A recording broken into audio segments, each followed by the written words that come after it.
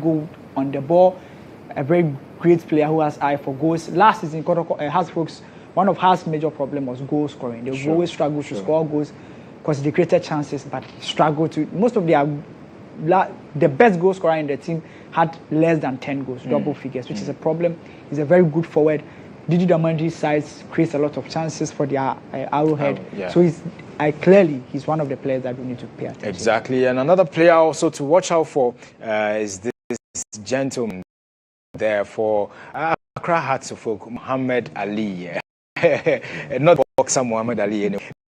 This is the player Ali, and you should expect a lot from him this evening as well, Delali. Yeah, obviously. You know,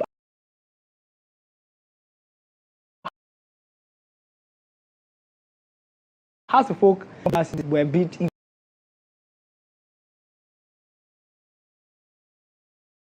the recent chap that I understand they are letting him go. But for me, I think Didi Dramani's size and how they play is mostly relying on a good centre back who can control the ball from the back. Because he wants to play, he doesn't want a centre back who will kick the ball away. And Muhammad Ali is that kind of guy that gives them that solidity at the back. And also, Lions have excellent forwards, young, vibrant, and very quick. So you are paying attention to him because he will be good, and also he has a lot of job to do in today's game. Sure. So let's now delve into Hearts of Lions as we were talking about their forwards. But this is their captain, and he's a player to watch out for. Ebenezer Ban, great captain, a defender, a stalwart in defense by all standards. I don't know if you really enjoyed him play in the Premier League. I enjoy watching him though. I mean, this player, I told my brother that this player, if I were to be the bank roller of Hearts of Oak, I mean, I will sign this guy. Yes. He's a very good player. And, I mean, because of the financial aspect of our league, I mean, the owners, and because we don't have sponsorships, so we don't normally compete like the EPL, the La Liga competing with players. I need this, I come with my price tag. Because this guy, if he's going to be in Europe, maybe they will price him like 50. Yeah. He's a good player. And he's a very good player. To be honest, I think Heart of Lions has one of the best centre pairs. Apart from, obviously, I'll talk about my club. But to be honest, I've watched them play, and he and his pair, excellent footballers. Very good on the ball, doesn't commit anyhow, and makes proper defense. Most of you that have not followed the Premier League, watched him today, and you understand why we are just. It's not like we are overhyping him, and I agree with Mumen Abdul that Hearts of Oak at this point, I'm sure they move to him, but maybe the price tag, how they will get, because he's the captain. He's been one of the consistent players with the team, because they also needed a chance to keep him. Because I remember last season a lot of teams went for him, but Lions did great by keeping him because he's one of the players that they needed to keep stability at the back. Very good, and never forget that he was once squad into the Black Star squad by Eduardo when he needed a lot of players. So he's an excellent footballer by our standard. We are not overhyping him. You would understand today. And I think he's one of them players that we need to watch in this game. All right. Another player is the safe pair of hands for Pando Heart of Lions, their goalkeeper, Lawrence Osei, great goalkeeper, 44 games. He kept 22 clean sheets there in the 2022-2023 season. That season was quite a good one for him. Even last season, he did so well. And that's ended them placing second in the league. I think he's a great footballer. I remember when they came to Nations to play, they beat us. And it was as a result of him. Like, at the last game, we lost to Lions. He was an excellent footballer and goalkeeper, and I think anybody that has watched him, he would say that he's one of the players that have kept Lions in this Premier League.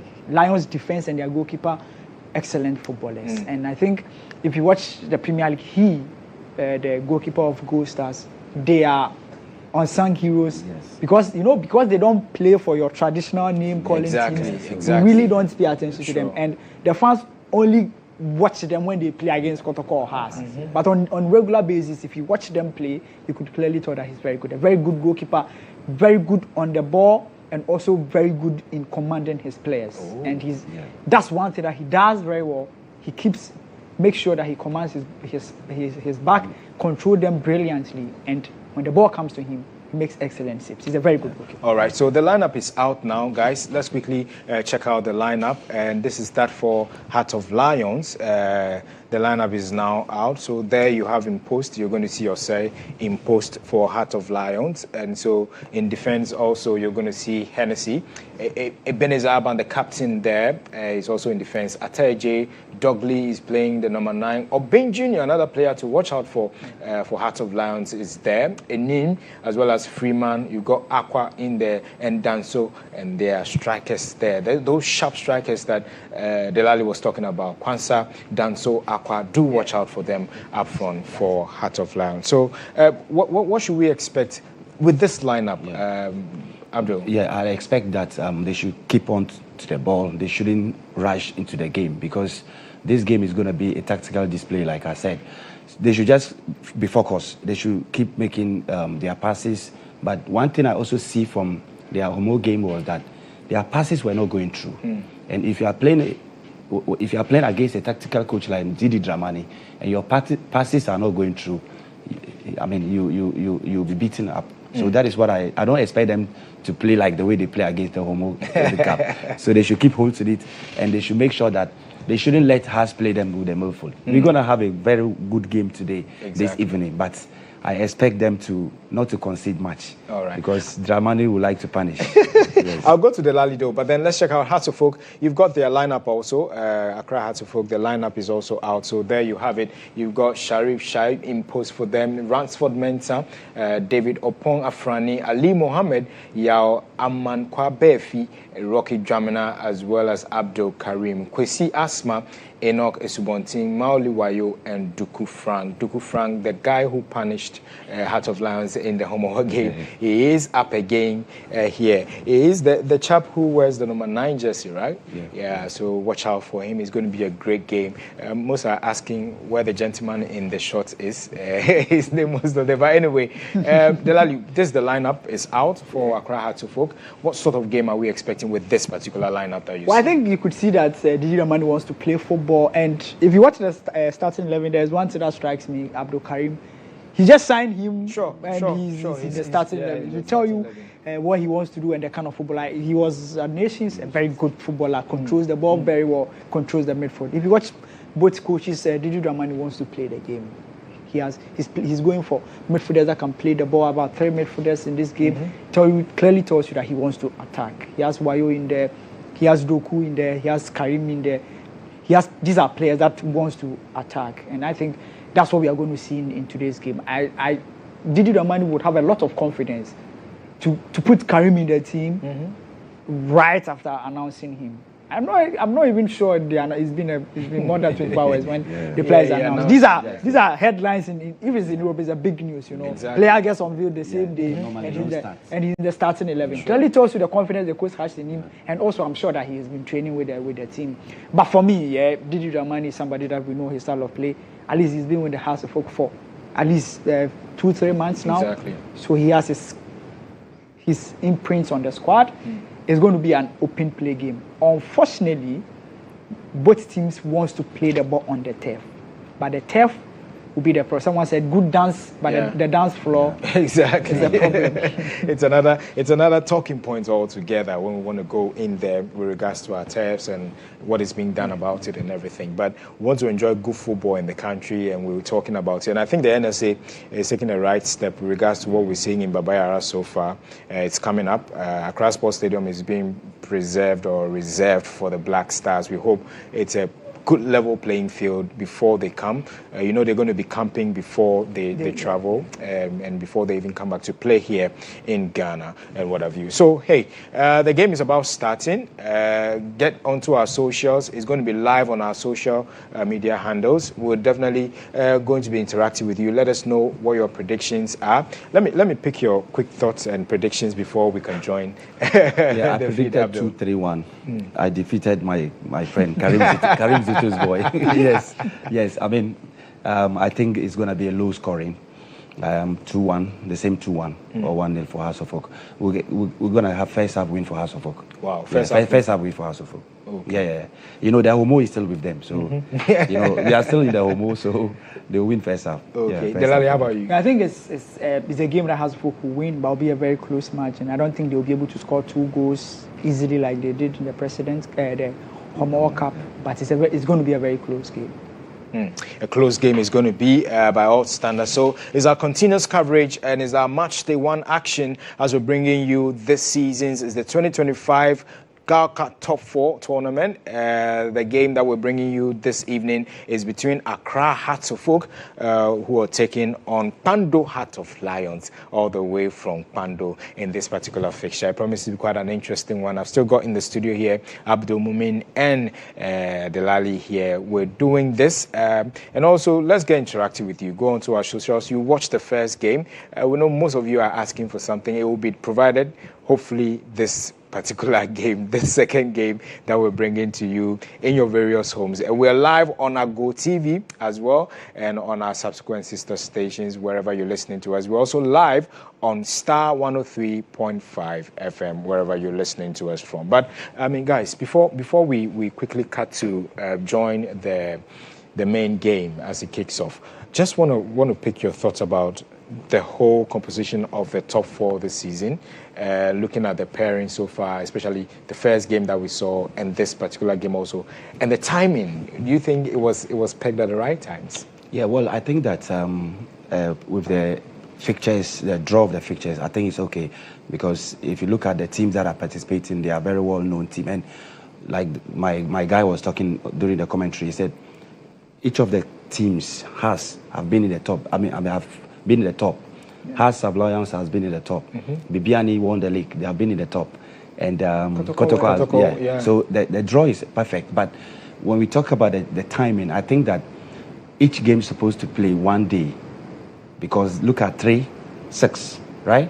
So if we had played maybe 3 p.m., the next day we'll have to play the second game.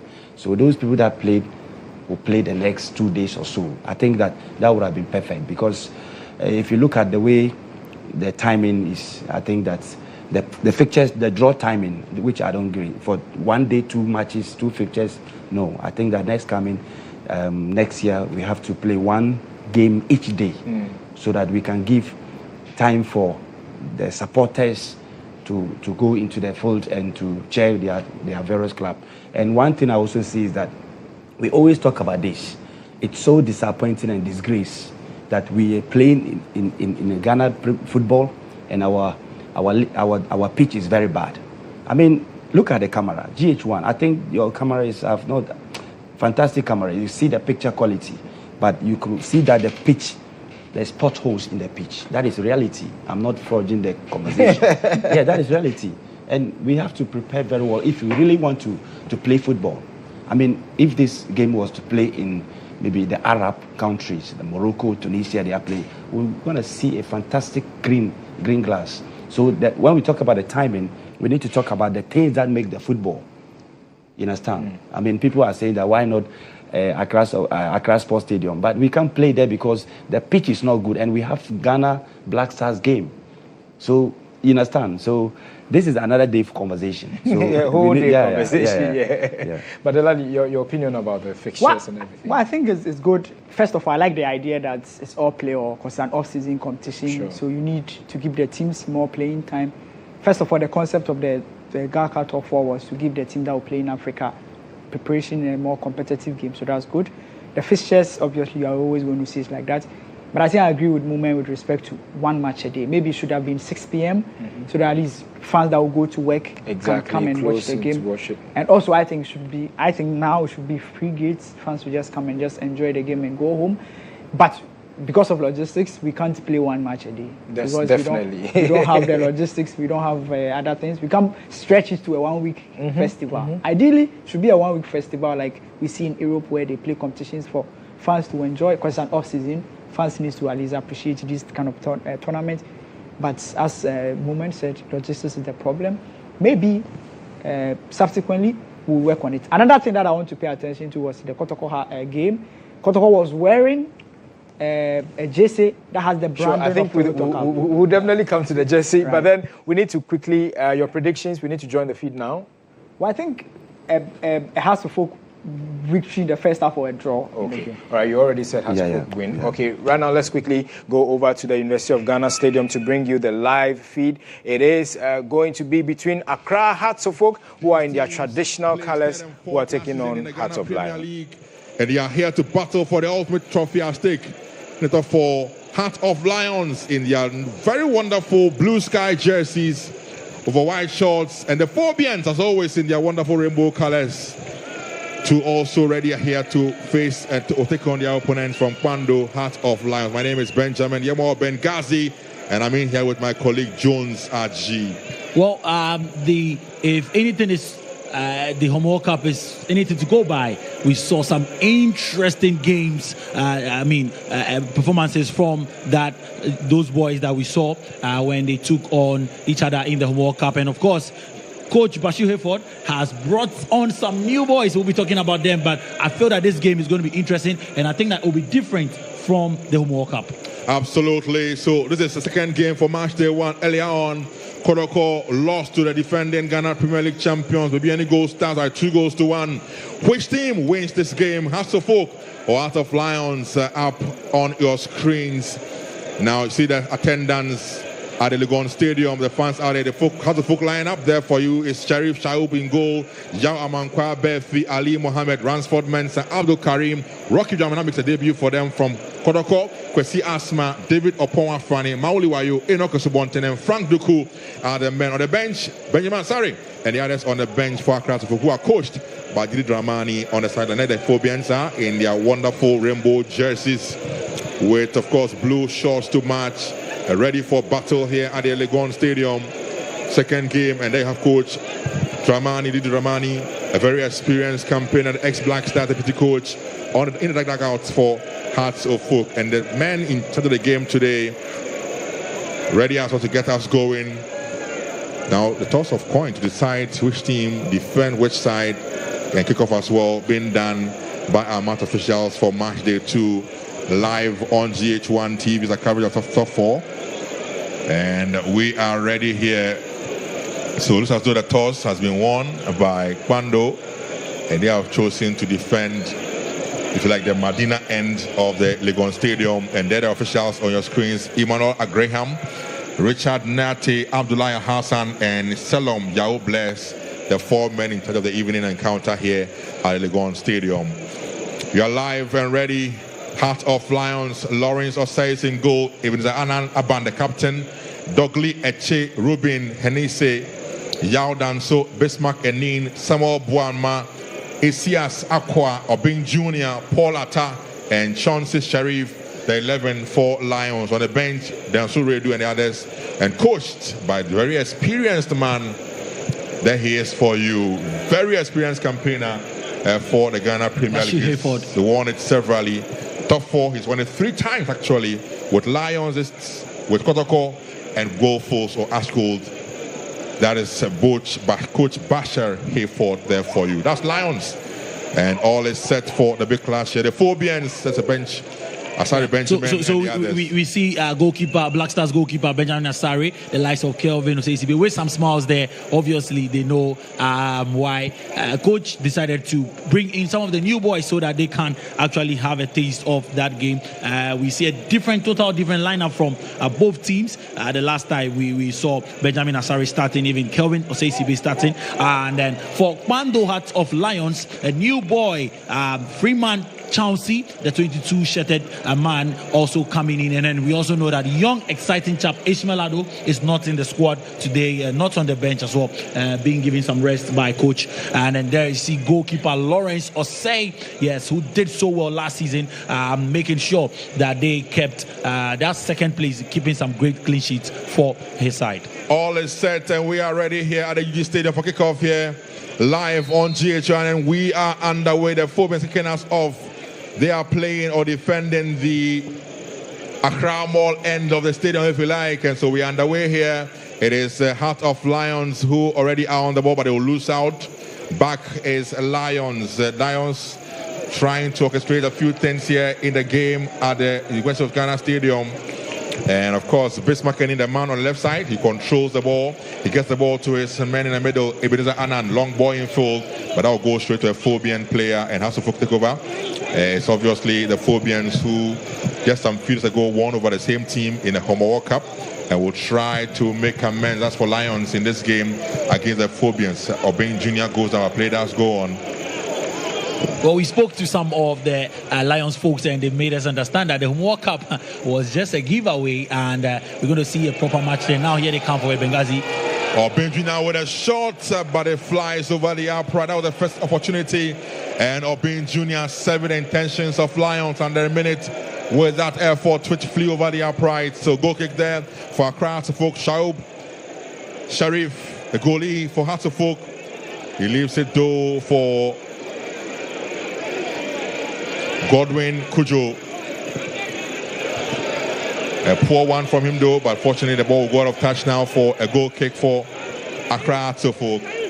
Talking about Obeng Jr., who faced the same side some 3 days ago at the Accra Sports Stadium. You see him had some good chances that he could have, gotten a goal for the Lions. But then I hope that he would be hoping to get some of these chances again this time around and getting the indications very clear with that long ball in there. So Sharif on the ball for Altafok in his own area. He has to be careful. He takes a long one at full, but Alta will go for a throw-in. Throw-in it is for Accra Altafok. Accra Altafok with a throw-in on the left side. That is a Subon thing. I think that's Ransford Mensah. Absolutely. Well, ball will not stay in play as he goes out of touch for what should be a throw-in for Kwando Heart of Lions. Yao Danso picks the ball up for Lions. A throw-in it is for Lions. He throws one down now. Obeng Jr. with a flick. Fortunately gets to his own player and headed powerfully in by the captain for the side for Kwando Heart of Lions. That was Ruben Hennessy with a clearance. Now to the left side, he goes now to Bismarck Enin. Enin locates his man on the left side. He splits for recovers in time. And the ball still in play for Kwando Heart of Lions. That should be Freeman, the new man, who's in attack for the team. But the ball attack breaks down though. And on the ball now is Hatsofok. Out the ball go for a throw-in for Accra.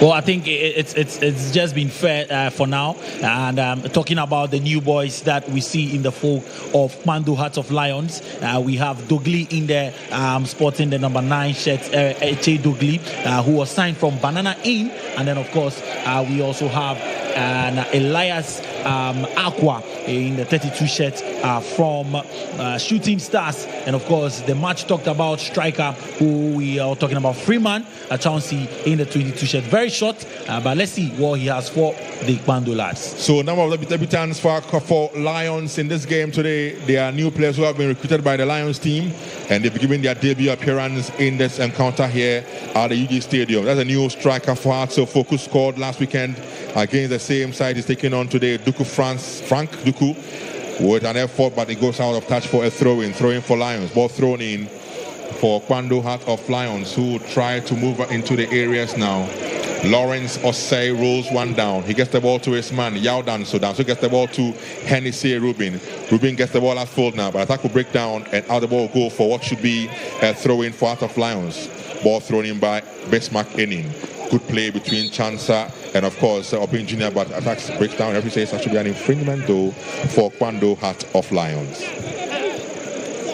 Well, I mean, we will need referee to have a firm grip on this game, and I think the first game we saw a good refereeing as well. So it will just, I mean, obviously we don't have VAR here, so the linesman and everyone would need to come to play and help this. Chance for Lions, and a shot coming from the new man from Liberia. Yeah, Chauncey Freeman. Freeman Chauncey with that effort, but over the upright. Well, throwing actually. I thought it was over there. Throwing actually for Accra Folk. 5 minutes done in the first half. It's the first game for the Lions. His first game in Ghana football. So I mean, that's obviously his first shot. I believe he would remember that. Duku controls for Hearts of Oak. He goes back though and all the way to Sharif Shuab in goal for Hearts of Oak. He rolls one out to the right side now. He finds his man. That is indeed Amankwa. Amankwa on the ball now for Hearts of Oak. But attack will break down, and there it is. Atta on the ball for Kwando out of Lions. His effort though cleared. Referee has blown for an infringement for Accra to Folk. The new import from Liberia seems to have a lot to offer. Freeman fouling Hearts of Folk's captain for the evening, Abdul Karim though. So an infringement it is for Hearts of Folk. Karim locates his colleague in defense today for Accra Hearts of Folk. That is Ali Mohammed. Mohammed back to Karim. Karim gets the ball out for by attack, breaks down, and on the ball is Kwando out of Lions. The player was stripped, so referee has blown for an infringement for Kwando Hearts of Lions. Well, I mean, a different setup, and I'm sure it's a different story or game plan from Coach Bashir. Last time we saw the likes of Guto and then also the likes of Kwesi Pong all in play when they faced Hearts of Folk 3 days ago. But this time around, it's a different attack, and Coach Bashir for bringing in the new boys. Obviously, the GHALCA Top 4 is in for us to enjoy, but also for him to prepare the season and see what the new boys can bring into play. Hennessy on the ball for Kwando out of Lions now. He has to go back. He does so, and he finds Aban. Out the ball, go for a throw-in for Hearts of Folk. Throw-in for the Phobians, picked up on the left side by Accra Hearts of Folk, and that is Ransford Mensah. The left back for the Phobians. He throws one down now. Ball cleared though by Obin Jr. A ball drops in the midfield areas, but straight to Hearts of Folk. Control beautifully. That is Karim. Ball cleared now by Amponsa. And on the ball now is Lions. Done so with a clearance. Straight to Obing Jr. He's so strong. Referee says play should go on. Karim for Hearts of Folk. A poor pass back straight to a player in defensive areas now. Hearts of Folk will lose out. Obin Jr. cannot get to the ball. Hearts of Folk are back on the ball now. On the ball again for Hearts of Folk is Ransford Mensah.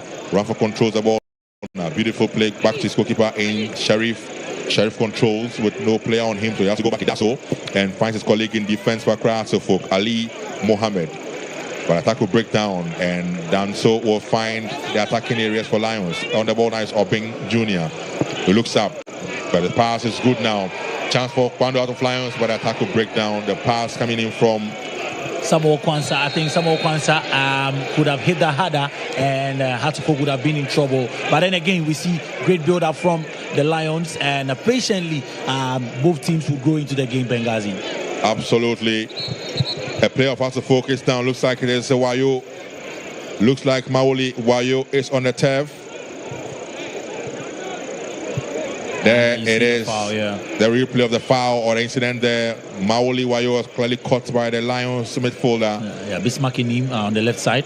So an infringement it is for Hearts of Folk. Maoli Wayo, one of the key men for Hearts of Folk, together with Hamza Issa in attack. Always dangerous with a new man, Duku Frank. Free kick for Hearts of Folk, taken in there by captain for the evening. Hearts of Folk.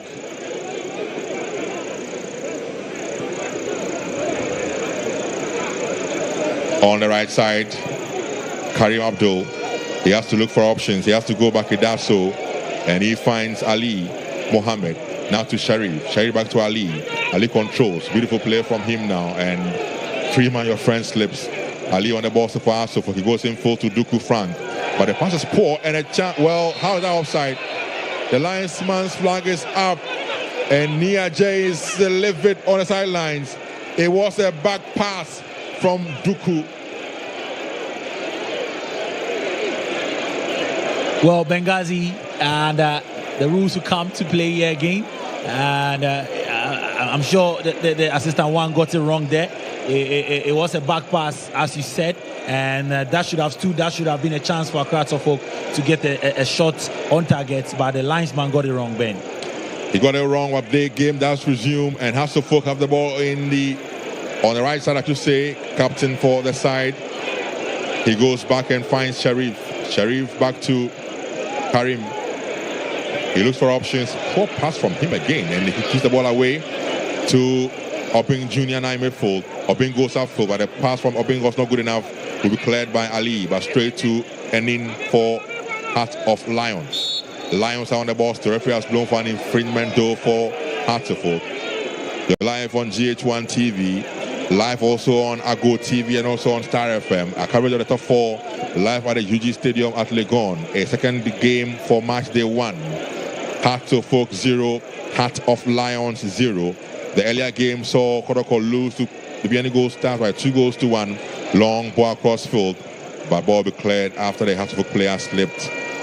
Ball still lurking dangerously though, but out comes Lawrence Osei rather, sorry, and saves coolly for Bando Heart of Lions. Osei rolls one down. He locates him on the right side. That is indeed Danso. Danso gets the ball, but the ball will go out of touch now for throw in for Bando Heart of Lions. He throws one down out of Obing Jr. Back to Danso. Danso controls the ball for his team. He has to go back. He does so. He finds Hennessy. Hennessy locates his man. Aban will look for options.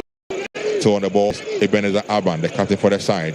He balloons the ball. When after the balloon, he gets the ball in full. The ball from him though to Samuel Kwanzaa. Back to the defensive areas now to Hennessy. Hennessy controls the ball for Bando Heart of Lions. He has to go back. He does so. Finds his captain for the side. Aban on the ball for Bando Heart of Lions. Looks up now. Goes in for a long ball over the top. But nobody in particular asks goalkeeper for Hearts of Oak. You can see what they're trying to do. They want to draw out the Phobian boys and let them come. And then when the spaces are left behind, they know they have so much space up front. The new boy, Chauncey, obviously, is a very fast man. And then, of course, they also have Obing Jr., who is strong and can also go very fast. So, another waste of a kick there. That's what happens when you put so much pressure on. They are pressing the Hearts of Oak players in their own half and pressing so well. Danso with the throw-in for Heart of Lions. Looking for options. He does so and finds one in. Obing Jr. Ball cleared and out he goes for a throw-in for Hearts of Oak. Ball is cleared by Enoch Subontain and out for a throw-in. And of course the ball now is captain for the Lions side, Aban. He looks for options, looks for the man on left side, Bismarck Inin on left side. He has to go back, he does so and finds the captain for the side, Aban. Aban controls the ball. He now gets the ball to Hennessy. I love his name so much. Hennessy controls the ball, looks for options. Diagonal pass across field now to Danso. Controls beautifully on the right side, turns around beautifully. He has a man on him. Can he outwit him? He does so. In the box they go. Ball cleared out. He goes for a corner kick for Bando Heart of Lions. Well, good play so far. Patient build up from the Bando lads. In the home World Cup, that's how it started. They had their chances. I mean, the build-up play was good. And then they could not take their chances. They considered 2 goals in the first half. To make things right, they need to get some of these chances and make some goals out of them. Corner kick for Bando Heart of Lions. Bismarck Inin, the man with a quarter-left foot behind the corner kick duties for Bando Heart of Lions. Look at that tussle. Aban, the man in the box, it comes in now. Good one from him. Well, that was too long, a cross from him. The ball kept in play though. Aban with a cross, another long one. A chance though for Lions. He has the ball down and ball has been cleared by Karim for Hearts of Oak. Again, a cross comes from Bismarck. Another wasteful one from him, headed out. And Hearts will clear the lines finally. But Bando will come again with another ball. Ding dong affair now. Ball drops though for Maoli Wayo. Good ball on the right side now they go. Hearts of Oak are breaking now to Hamza Issa. Cross comes in from him, but the attack breaks down and Bando are back on the ball. Lions with the ball in their own half through captain Aban. Aban looks for options. Long one from him. It drops. Control beautifully there by... But attack will break down again. Oh, what a chance there. Obing Jr. And it has been missed by Obing Jr. What a chance for Obing Jr. to make amends. What was the goalkeeper thinking? Why did he come out, Benghazi? And he came out and Obing Jr. had a lot of options. He could have found a colleague. He could have dribbled the goalkeeper. He chose the first time option. He went for the first time and look at that again. And a brilliant workout from the Bando lads. Ebenezer Aban, captain of the side, and then when the ball came in, you see that they lost. Hearts of Oak lost the ball. Poor pass. It was a back pass Again, another poor one, and it fell to miskick. Yes, and it fell to him. He had another option. He could have dribbled the goalkeeper and laid it with his right foot, or even found a colleague. He went for the first time and over. I mean, went for. Wow, what was Shaib doing there? The keeper for Hearts of Oak. Well, anyway, throwing for Lions, thrown in by Danso. He finds Hennessy. Hennessy goes back to his colleague in defense in Aban. Aban controls. Back to Danso on the right side. Danso controls the ball on the right side for Kwando out of Lions. He has to go back to his goalkeeper. And Lawrence Osei will save coolly for the Kwando lads. Long kick from him was a bit wasteful, so Alto will go for throw-in for Hearts of Oak. The fullback to the throw-in at this stage. Ball picked up by Ransford Mensah for the throw-in. Ransford with a throw for Hearts of Oak. He throws one down, but straight to a Kwando player. Ball drops though, and Kwando will lose out on the ball. Now is striker for the side, Duku Frank. Gets the ball to Ransford. All the way to goalkeeper for the side, Sharif. Sharif controls the ball in his own half. He looks up, long one from Sharif. It drops to Yao Amankwa. Amankwa straight to Esubonting. And out he goes for a throw-in.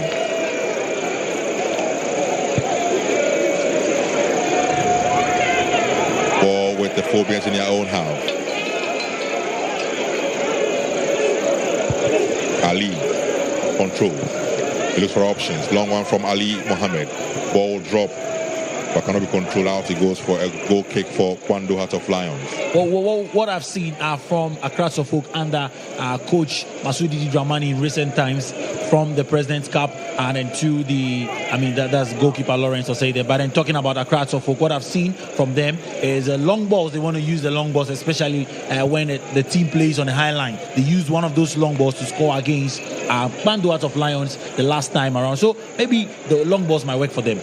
It might work for them.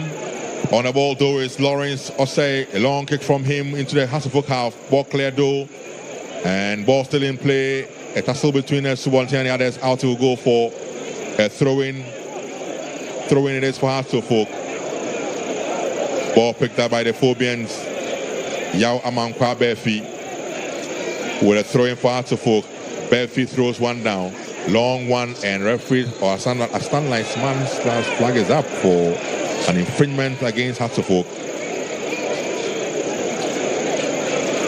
You talk about the new boys. 18 minutes of play done so far, and Captain Aban leading his charges. But then I want to talk about the new boys and how good they've been, especially in midfield. The number 9, the man with the afro, the man with the lots of hair, Eche Dogli, has been bossing the midfield. Don't forget that he's playing in the same role as Ishmael Ado, who is not here today.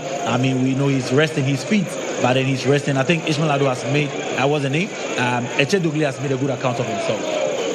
Whoa, what's happening to the Hearts of Oak defense? They're all over the place, Benghazi. Early days though, we need to settle into the game so quick. Lawrence Osei with the ball there for Kwando Hearts of Lions.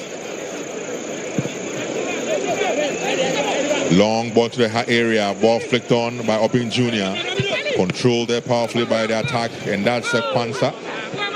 But out the ball go for a throw-in for Hearts of Oak. We'll leave it for Ransford Mensah. Ransford Mensah puts the ball out for Hearts of Oak. Throw-in for the Phobians under the floodlight. He throws one into the area of his. Well, Sharif has to be quick. He does so and locates him on the right side. Amankwa Befi could not control it. Out he goes. Hearts of Oak have been up. They've been so bad at the backside, and they need to be very, very careful, because Lions will be looking to punish them. And if any of these mistakes fall on the right side of Lions, well, Benghazi, you might see a goal. Chance for Lions. Well, a shot coming in over the upright it goes. That was a chance for one out of Lions, but his effort flying over the upright. And that is Paul Atta. Atta's shot flying off target. He did everything right, but then the shot, I mean, he could have just laid a pass, put it on his right foot, and he went for the first time shot. I think they are too eager because Hearts of Oak have been jittery, and now you see they don't want to play out from the back, and goalkeeper Ashewu will decide to go for a long one in now because in recent times or in the past few minutes, their passing out from the back has been bad, and if it continues, they might be punished by the Lions. Absolutely long ball into the half of Lions, headed down by the Phobians. It's been a ding-dong affair so far. An infringement, of course, Eche Dogly. Yeah, a new boy from Banana Inn. Yeah. Banana Inn. Yes. Down so much. Yes.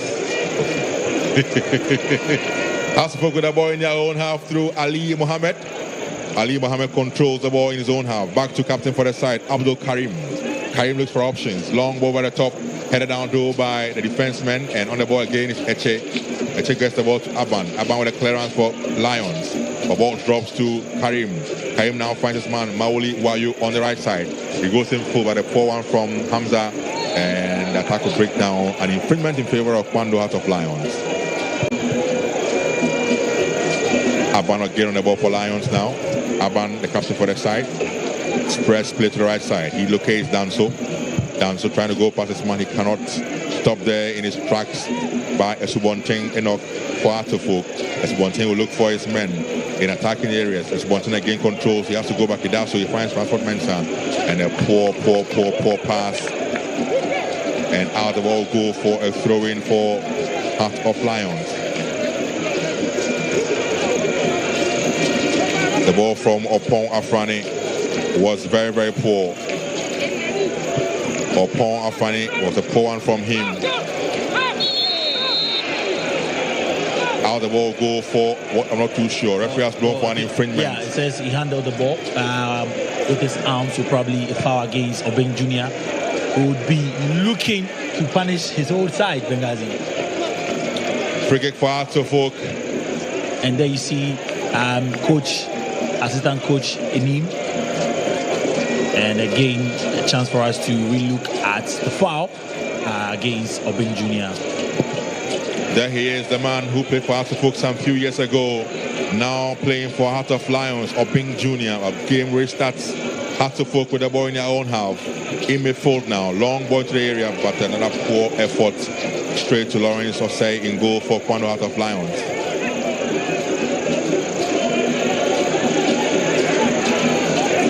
Lawrence still with the ball.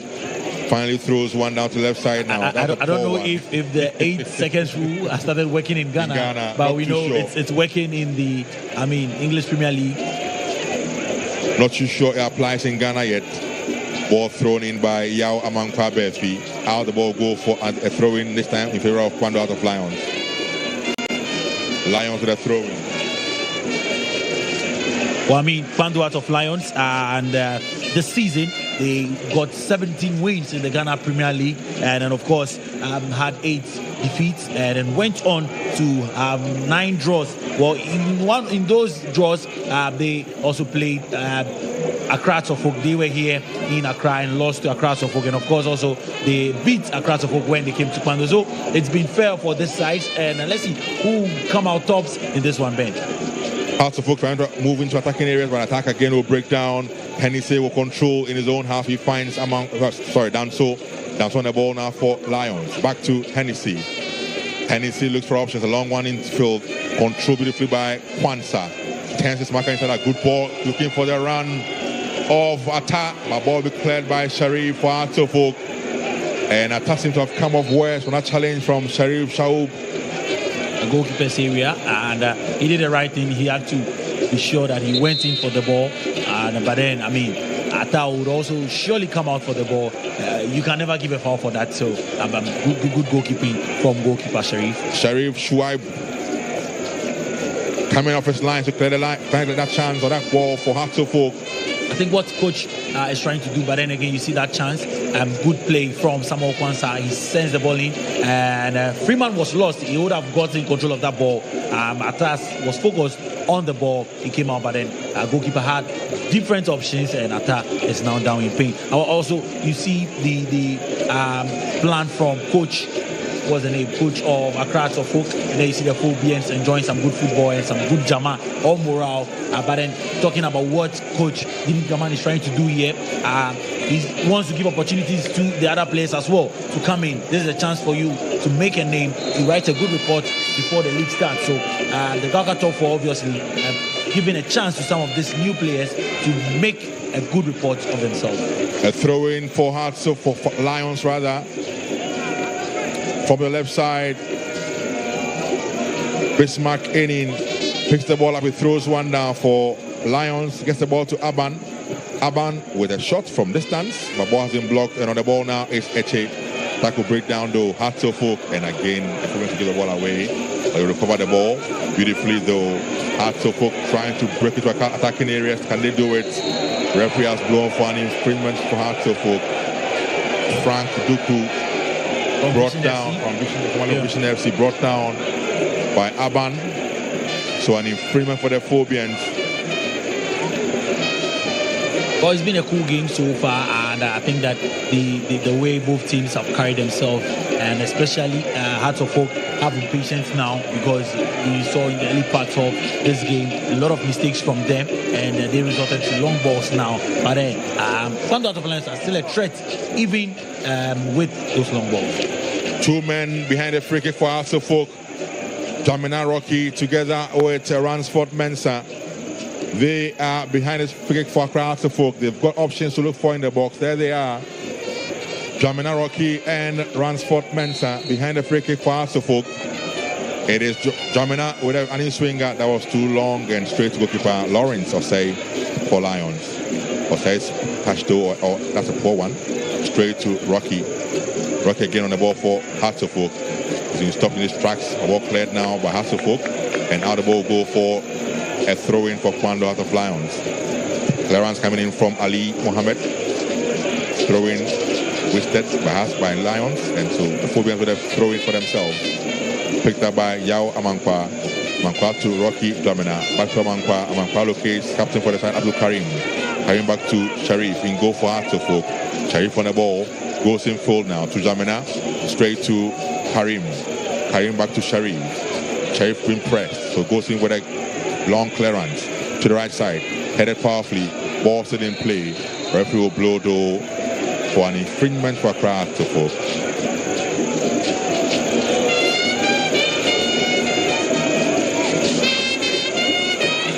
I think 8 minutes of play done so far, Ben, and so far so good as compared to what we saw in the World Cup, where these two sides met again. Two different personnel deployed by both coaches, and I can see that so far Lions have had the upper hand and have had the clearest of chances to get a goal.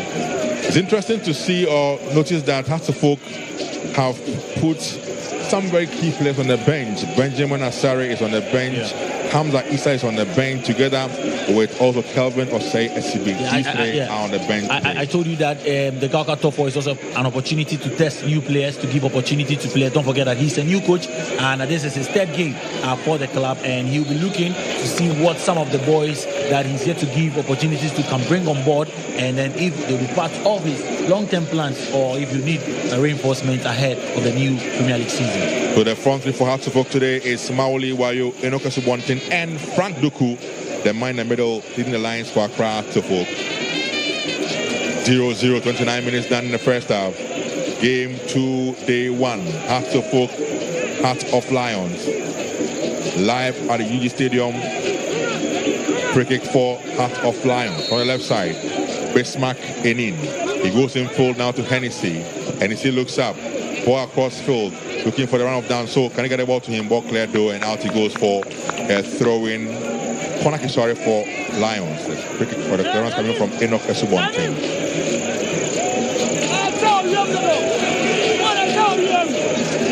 Sharif speaking to his men to be ready for the corner kick.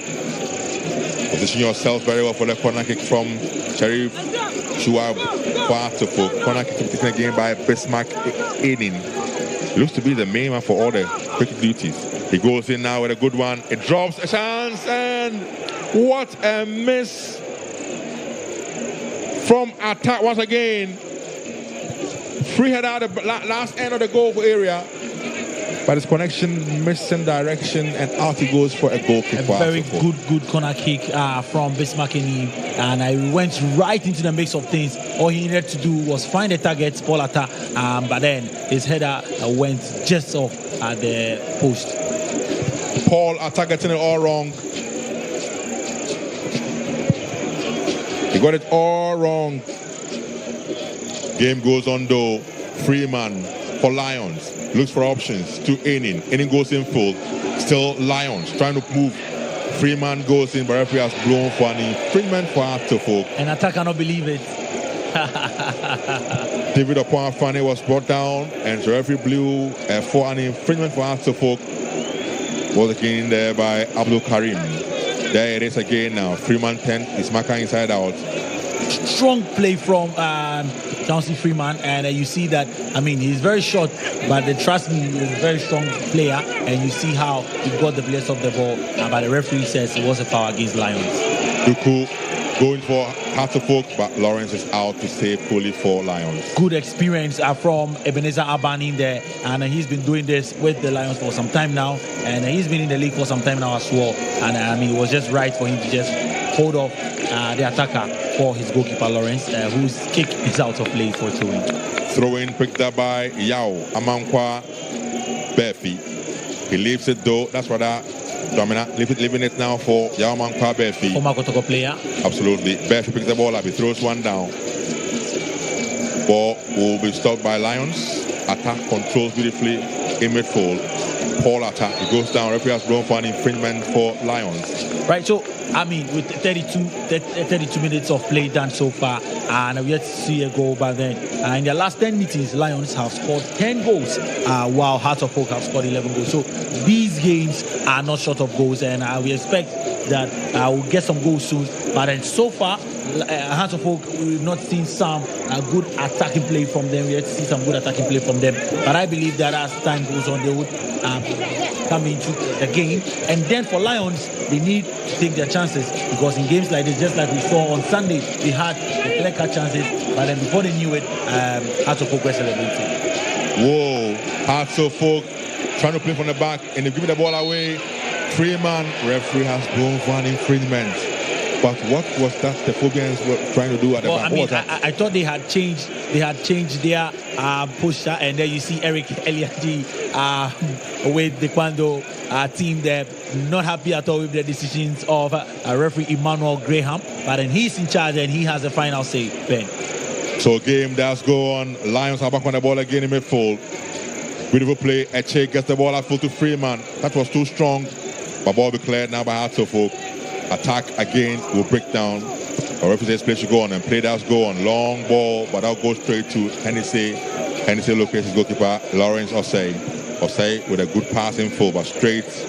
And out of touch, he goes for a throw-in. Hearts of Oak are trying to play out from the back bend, and you see that they had to stop for some time going for the long balls. They are back at it, trying to get to what the coach has asked them to do, and it's getting dangerous for them. It is putting the fans on pins, nails, and tenterhooks. They need to be very, very careful. If not, one of these mistakes might cause them Ben.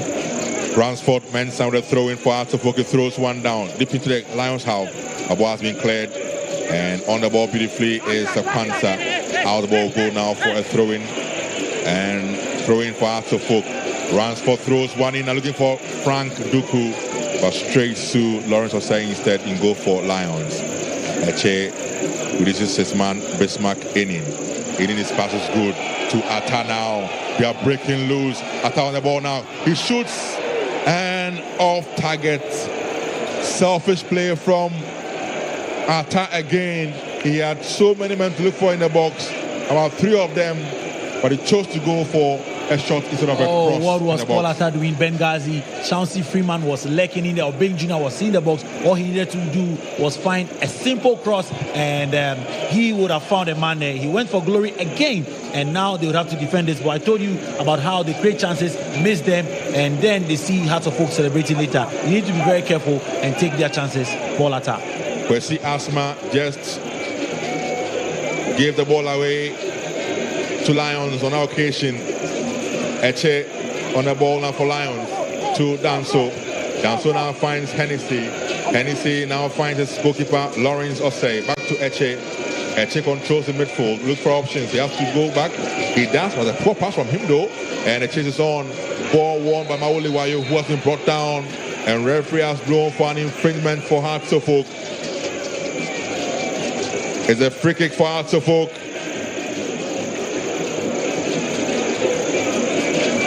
A clear infringement on Maoli Wayo by Bismarck Enin. So a yellow card has been issued by the referee on Bismarck Enin. See, watch again. Wayo was first to that ball, and Enin just jumped into him. Yellow card. Nowhere near the ball, Enin, and I mean, he was going nowhere. He was going nowhere, obviously, to sending across, but then he could have done it a bit calmer or cooler, and a deserved yellow card for the left back. Free kick for Hearts of Oak. This could be dangerous. Lawrence Osei in goal is ready for this. He has got men as well to defend this. Jamina Rocky, the man behind the free kick for Hearts of Oak, together with Ransford Mensah. Mensah and Jamina will try and orchestrate some magical moves for the Phobians. Can they work some magic? Jamina leaves it for Mensah. Comes in a good one.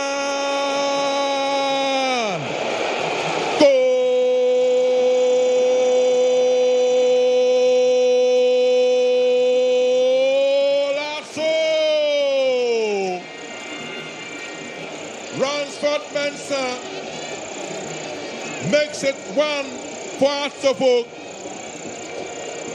Kick came in. Some confusion in the box of Lions.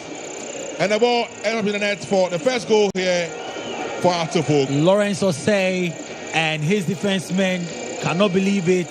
And it was a good free kick. And straight from the spot, it went in. The goalkeeper obviously did not have a chance to see what was coming. And Coach Bashir Hayford is down quiet and cannot see what hit them there. But then it was a good free kick from the Phobians. And I told you about chances. Ebenezer Aban had that chance to clear the ball, but then a good one for Ransford Mensah. Hearts of Oak 1, Bando Hearts of Lions 0. Would we see another story? But the fans don't care. All they can care and say is arose. Be quiet and don't be. Or you already know. Absolutely. So it's Hearts of Oak 1, Hearts of Lions 0. But the Lions team move into attacking areas now through Obin Jr. He finds Kwanzaa. Kwanzaa gets the ball upfield now, but that could break down. But they regain the ball again through Kwanzaa. He's so strong.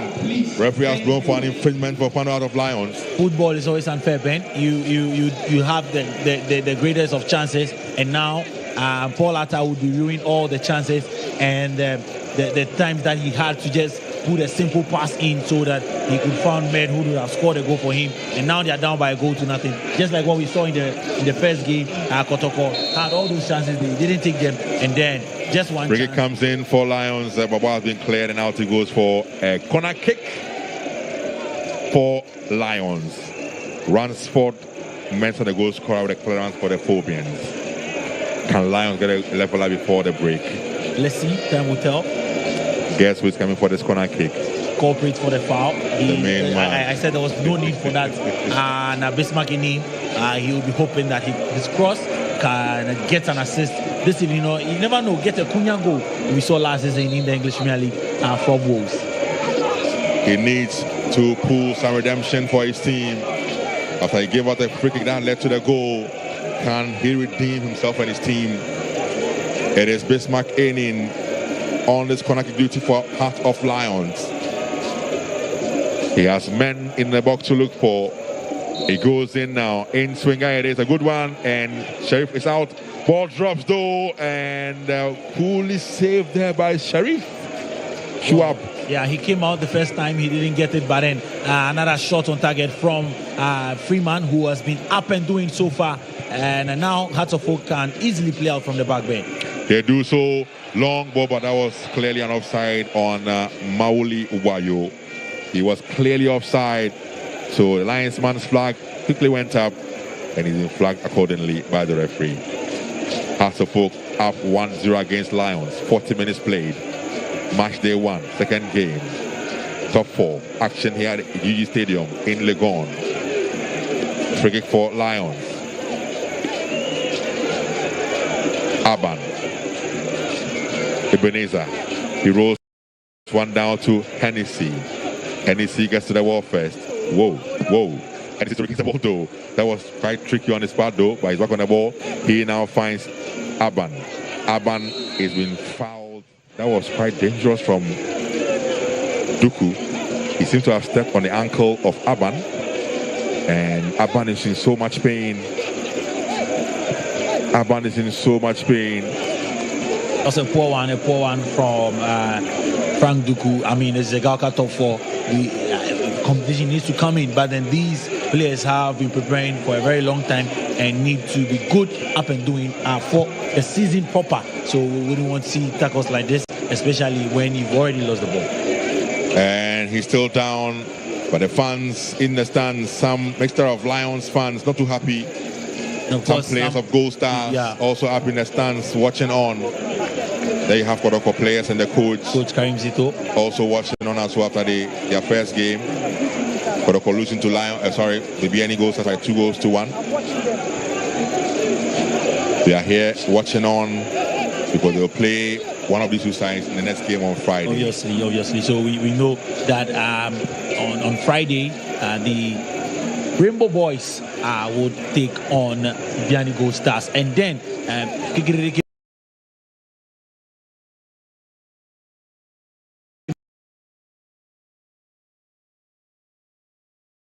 if you know that story, yes, Kotoko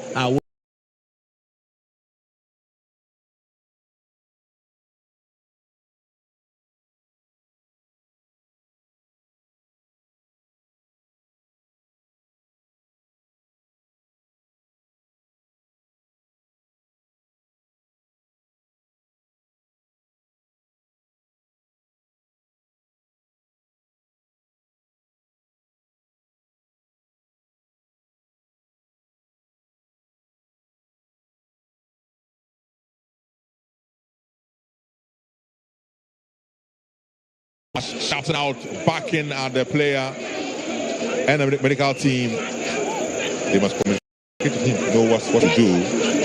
But there he is. Aban is fucking off. That doesn't look good. Doesn't look good. Yeah, not good at all. And the free kick for Lions. And taken in there by Hennessy. Hennessy with a long phone headed back door.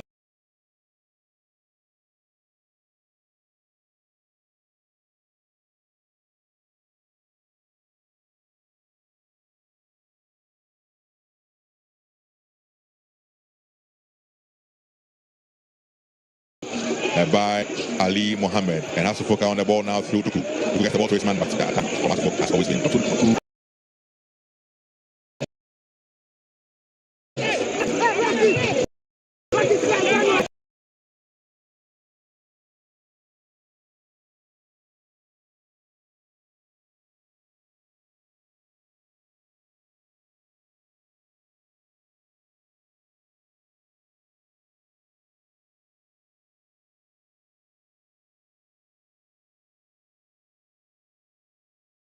Aban is back on the field. Referee has blown for an infringement. There seemed to have been a push, and there was a push in fact on Asma. We see Asma of Hearts of Oak. So free kick for Hearts of Oak. And there he is. He seems to be wobbling really. Not looking too fit. Talking about the captain for Lions, Aban Ebenezer. But let's see if he can carry on. Long ball across field. Headed out though by Enin, and out he goes for a throw-in for Hearts of Oak. 44 minutes played in the first half. It's Hearts of Oak 1, Heart of Lions 0. The Akpi boys trailing. Akpini boys are trailing against the men from Newtown here in Accra. Hearts of Oak. Throw-in picked up by Amankwa. He throws one down now. Ball cleared and out for what should be a corner kick. Corner kick it is for Hearts of Oak. The Phobians are gradually moving men to the penalty area of Heart of Lions. Corner kick for the Phobians. We're at a time now of 3 minutes for the first 45 minutes. At a time of 3 minutes. Corner kick for Hearts of Oak. Behind the ball again is the Mokotoko player, Rocky Damina. Rocky Damina goes for the shot option. Hearts of Oak with the ball. I guess they're very much okay with the 1-0 they lead here. The man on the bust. Cross comes in now though, but headed out by Aban. Straight to Hearts of Oak. And controlled now by Kwesi Asma. Asma turns beautifully. Gets the ball in full. Hearts of Oak. Brilliant play from Opong Afrani. But that could break down on the ball line is Freeman for Lions. His pass blocked and out he goes for a throw-in for Heart of Lions, who are trailing here to the goal from Ransford Mensah for Heart of Oak. Ball picked up by Danso for Lions. Throws one down to Hennessy. Hennessy looks for options. Long one from Hennessy. Ball will drop. Flicked on by Lions. Opingina goes in, but that was a brilliant play from Mohammed Ali, the greatest goalkeeper, and that is Sharif, who saves coolly for Hearts of Oak. Sharif rolls one down. Left side to the goal scorer for Hearts of Oak, Ransford Mensah. Mensah controls beautifully. Mensah on the ball still. Options, very few, so he has to go back. He does so. He goes back and finds Mohammed Ali, who now finds goalkeeper Sharif. Sharif back to Mohammed Ali. Ali controls and looks for options. He goes in field now. That was a poor one though. And straight to Eche. Eche will find Kwanzaa. Kwanzaa on the ball still, looking for options. He does so. He finds Attack, but Attack will break down for Lions. But Attack regains the ball for Lions. Attack controls the ball still. But beautiful recovery from Yao Amankwa Befi. Long ball to the area of Lions. Controlled now by Aban. Referee has blown for an infringement though for Heart of Lions. You cannot believe that the referee has blown for this infringement. But well, he's the man in charge, and so it is a free kick. 47 minutes now done in the first half. Kodoko lost earlier. Hearts of Oak are leading by a goal to 0 against Lions in this game. Danso controls the ball. He gets the ball to Obin Jr., but Attack again breaks down. And on the ball now is Aban. Aban controls. Looks for options. Long one to the area. Can he get the ball to his man? Yes, he can. Controlled now by Lions. On the ball now is Danso. He goes back to Eche. Eche on the ball. Straight to Hennessy. Hennessy controls the ball in the half of Hearts of Oak. Back to Eche. Eche controls the ball. Looks for options. Good one in field now to Kwanzaa. Kwanzaa on the ball now. Looks for options. Good one for Lions. Attack on the ball. Goes in field to Danso. Looking for options. Options very few. Goes in full now. That's on the ball still. Express play to captain for the side. Aban. Aban shoots, and that was wasteful from Aban Ebenezer.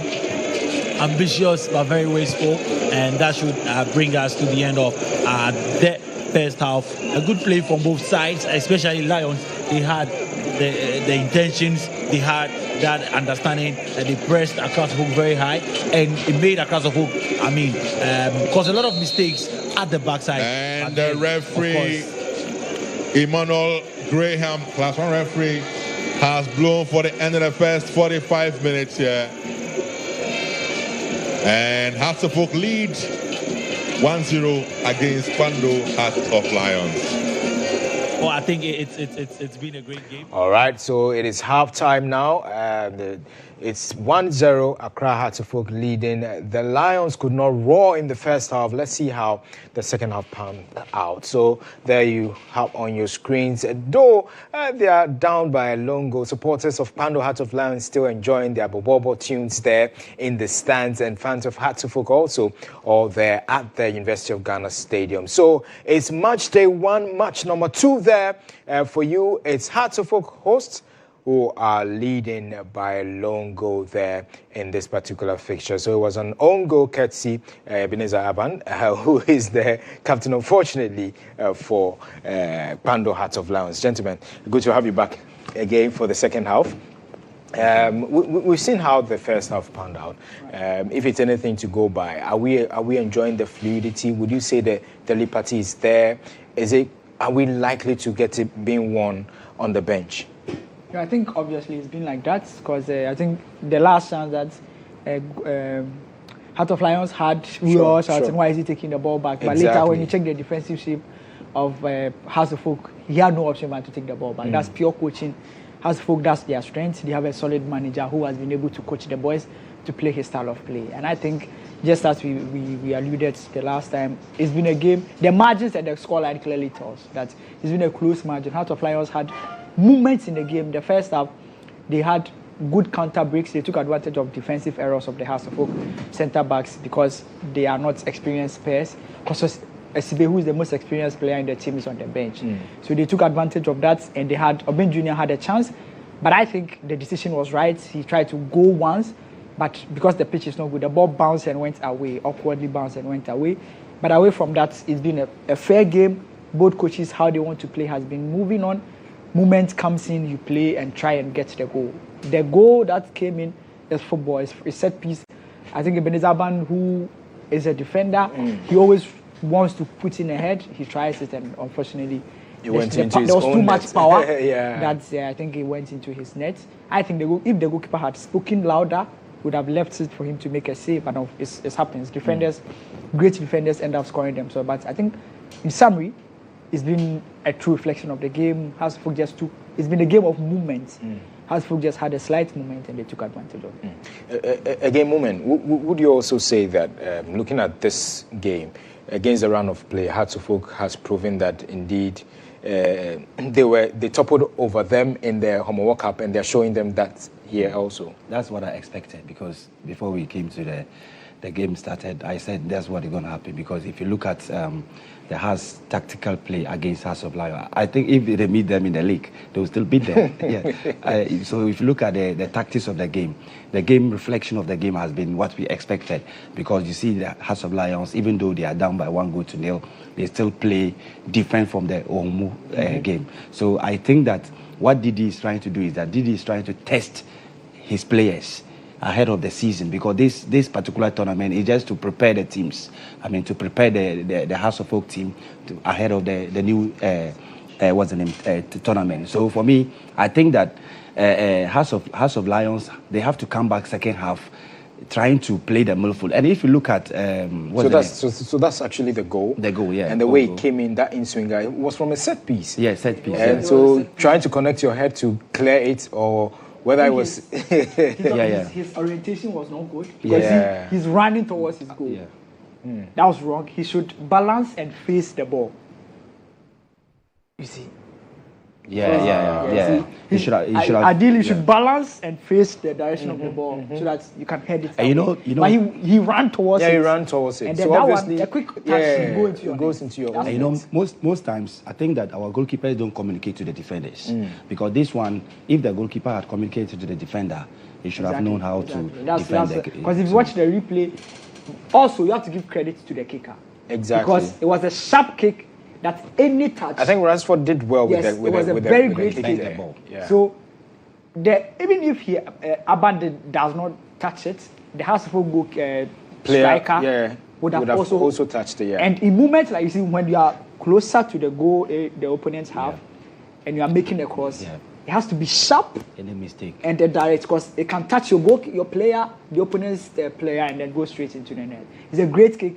Unfortunately for Ebenezer, I think his shape, because he's supposed to be the last man, but if you check the defense line, he was even ahead of the other defenders.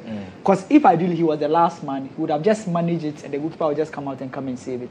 And also, he didn't react very quickly. Because you could see if the highlight comes, he tried to take a step back, but the step was very slow. So the ball is always faster than faster than. So you always have to make sure that you are in front of the ball than just running awkwardly towards it. It was a bad movement. Unfortunately for him, he has to just go out. So what are we seeing in our defensive setup, if it's anything to go by? Especially this will reflect in how we perform in the CAF Champions League. This reflects in how we perform in the league and even in other competitions. Are we not learning? I mean, what is really not the problem? You've been with Nations FC, so I think our our problem has always been the basics and the small things. And then I work with a coach, like a foreign coach in a team where he always had problem with the basic things. And I think most of our players, you see the difference between the players that have played in the academy system and those that have played in the traditional system is the basics. For us, back then, most of the coaches that train these young boys is, you see, in an area, you have money, you can buy ball. Exactly. And then you form a coach. You are a coach, you form a team. So we don't have most of the coaches that train these young players in our communities are not properly trained coaches with the basics. So when the player grows to a level that they struggle with the basics. So if now Europeans, they don't even like Ghanaian players that are above 18 because at that time they've outgrown their education. That's true. A typical example is Fatah Rishak when he went to Sporting. The Sporting coach then said clearly that he's talented, but he has a lot of education. His ball orientation, when to strike the ball, when to move, how to position yourself. This is the little thing that worries. Naturally, the talent, you already have it. The orientation, the basics. If you speak to Didi Dramani, Kasim Mengo, Maxwell Konodu, these experienced coaches, they will always tell you that one of the issues we have with our players is the basics. How to strike the ball, which leg to use, how to position yourself, a center back, how to defend the cross, how to take a defensive header, how to take an attacking header. You could see that the header looks more attacking than clearing. Another one, look at the Kotoko, the goal Kotoko conceded. Yeah, I mean, you're a defender. You are giving a back pass. The first thing is you don't give the pass into the goal. It should be the pass should be away. Yeah, it should be so away. That if there's any moment that the goalkeeper loses focus, the ball goes to corner. But you pass straight into your net. And I think at a point he was not even watching. He didn't want to just turn past the ball. That's like those are the small tiny things that end up calling us. The difference between the game. So this goes goes into say we don't have academies because the basic has been taught in academies. So he made a point about area, coast. I mean, you buy a football or you just form the area boys. Then they started playing. One person, House of Folk or Kotoko, they came. They said, well, they need this player. Meanwhile, the basic that my colleague is saying, there's no basic. Elsewhere, they teach them how, when they pass the ball, where to control the ball, where to even play shot. You understand? You see players even using different sets left foot to play shot. Yeah. You understand? So these are the things that, I mean, it's about the academies.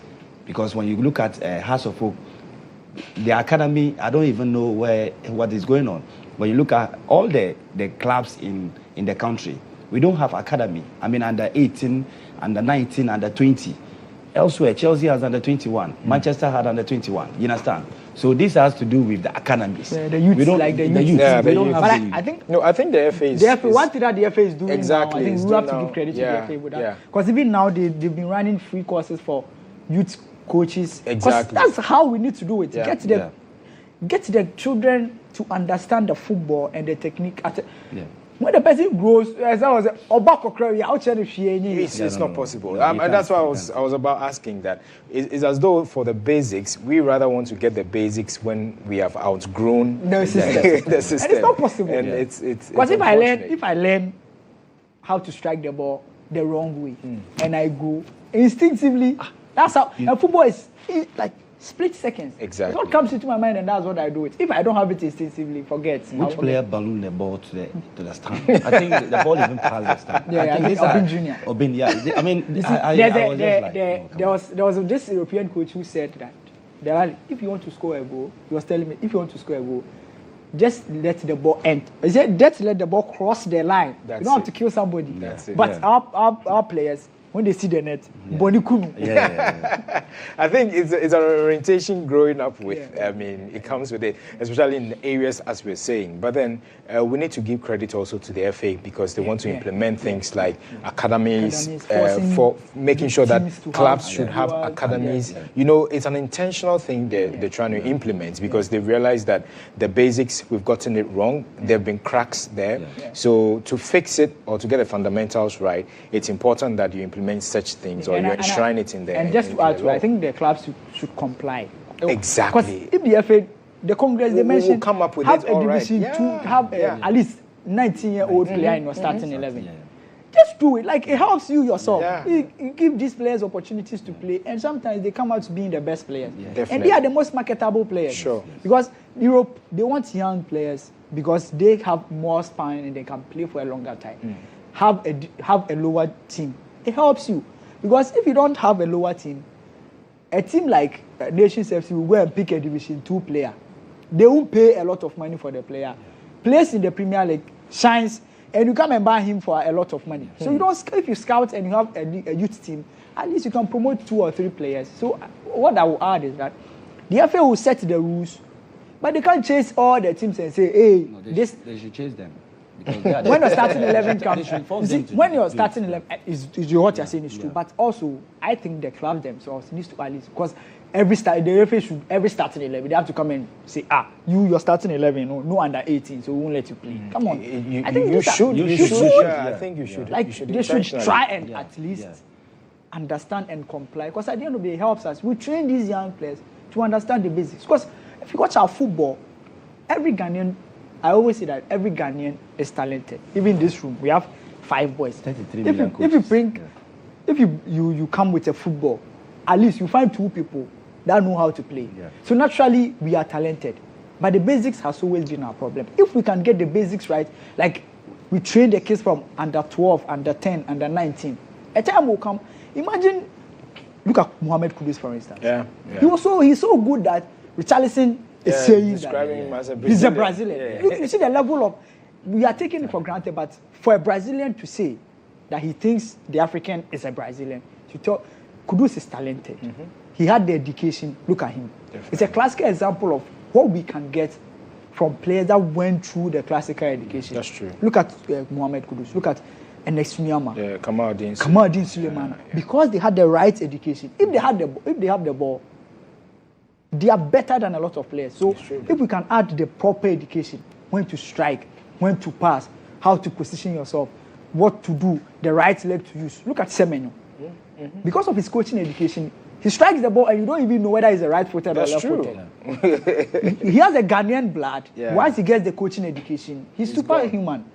I think we need to add that. And the kind of players we will have, we'll be amazed by it. Would we also say that, I mean, the long drought with regards to, or the drought with regards to how we perform in Africa has to do with because we got the basics wrong, or is just because our league really is not well positioned lately? The 2 goals. We got the league wrong. Our league, there's no financial. I mean, nobody is willing to sponsor the league. We don't go in to buy foreign players. I don't remember the last time the top 4 clubs has Kotoko. They went to buy a Tunisian or Egyptian player. You understand? But we see the Arab. I mean, the Brazilian player. Oh no. But I mean, the North African teams, they signed in $1 million, $500,000. You understand? So, and you see, seriously speaking, we still have a lot to do in our football. It's so painful when you're speaking about this. That is why I said to myself, the Club World Cup that we just watched recently, and we saw what the South African team, Sundowns, did. We saw what the Al Ahly they did.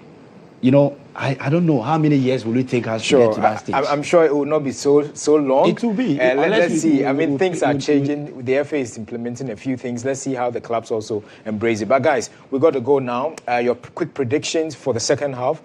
First off, Mumin. Yeah, I think House will add 2 goals to the second half, making 3. You know, initially I had first half win 1 for House of Oak. So. All right, for the investor, if you were listening, you could have gotten it. But I don't think they'll be able to score that much goals. But House of Oak will win. I expect Lions to at least come into the game, but House of Oak win by 3. All right, okay. So wherever you're watching us from is the second half action as we're giving to you now. Is match day 1 and is the second game that we're bringing you. Is the second half action. Is the GHALCA 2025 top 4 game coming up. It's Hearts of Oak. Player going out, Mauli Wayo. And of course, coming in for Hearts of Oak now is Hussein Mohammed. Hussein Mohammed in, Mauli Wayo out. And that player is coming on as well for Hearts of Oak. George Parku is coming on as well. So George Parku in. And player out, Kwesi Asma. So Kwesi Asma out, George Paku in. Last Voka said 2 players have come on for the team. As they look to cement their lead, there it is, Hussein Mohammed in with Mauli Wayo out and George Paku in, and out is Kwesi Asma. Game is underway here at the UG Stadium. Bismarck in on the left side for Heart of Lions. Gets the ball to Paul Atta. Atta back to Bismarck Enin back to his captain, who is back and fully fit now. Aban with a long kick-out field, and Sheriff comes out and will save coolly for Heart of Folk. You're live on GH1 TV, live also on Star FM and all our other platforms on radio, English, Ultimate, and Empire FM. I think it's good that we're back and we see Captain Ebenezer Aban also back and strong. I mean, it wouldn't be so cool to lose him to injury at the stage of the season for his side. And I hope to see some good incursions from the Bandu lads at the last time that they played. That was on Sunday. We would give reference to Sunday because it was the last time that we saw the 2 teams meet. In the second half, we didn't see so much from Bandu Hearts of Lions. Referee has blown. They'll be able to get something, in the second half. An infringement it is for Heart of Lions. But a Hearts of Oak player is down the turf though. Player on the turf injured.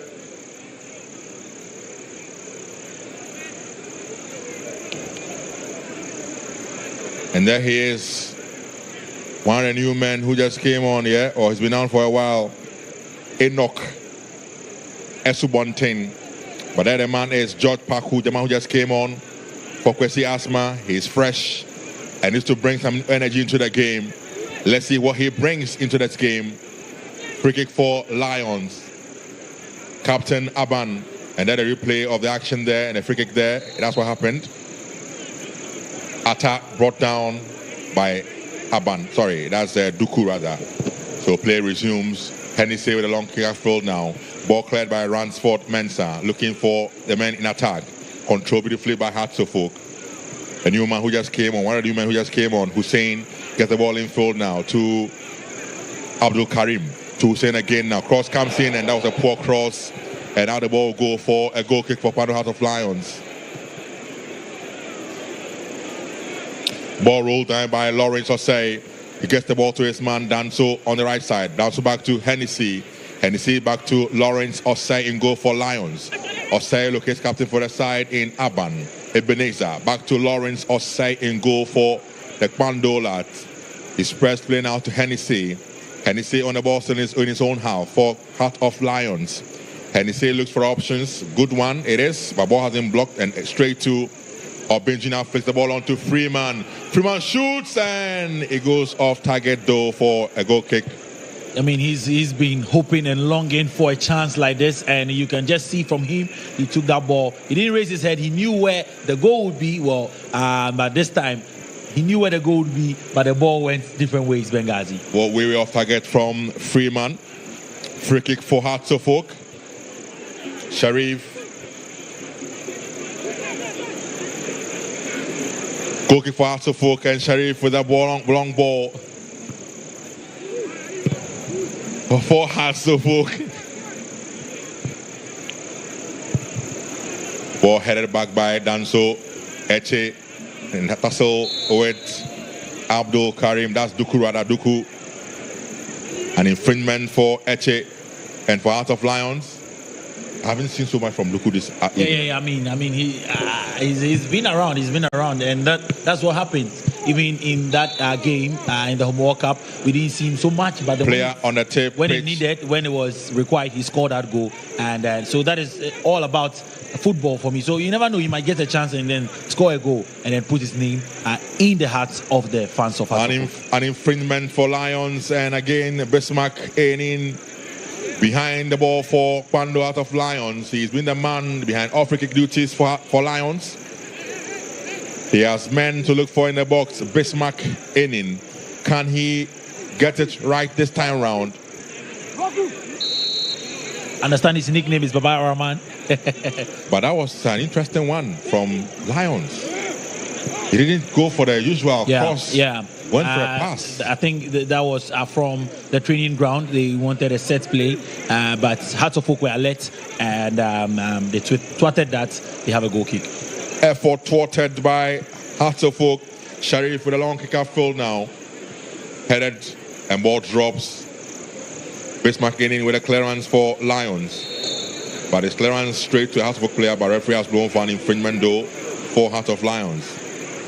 Aban behind the infringement for Kwando Hearts of Lions. Long ball looking for the runner for Bing Jr. Ball drops though and is saved there by Sharif. Sharif has been very, very busy this evening. I mean, when you are deputy to the Black Stars captain, the Black Stars goalkeeper and captain of the side, anytime you get a chance, you need to take it. And I think he's been first. I mean, he's taken it. It's been a fair game. He's had some few issues with the passing of the ball and all that, but so far so well. I mean, so far so good. He's handled it well. Sharif again on the ball for Hearts of Oak. Sharif Schwab.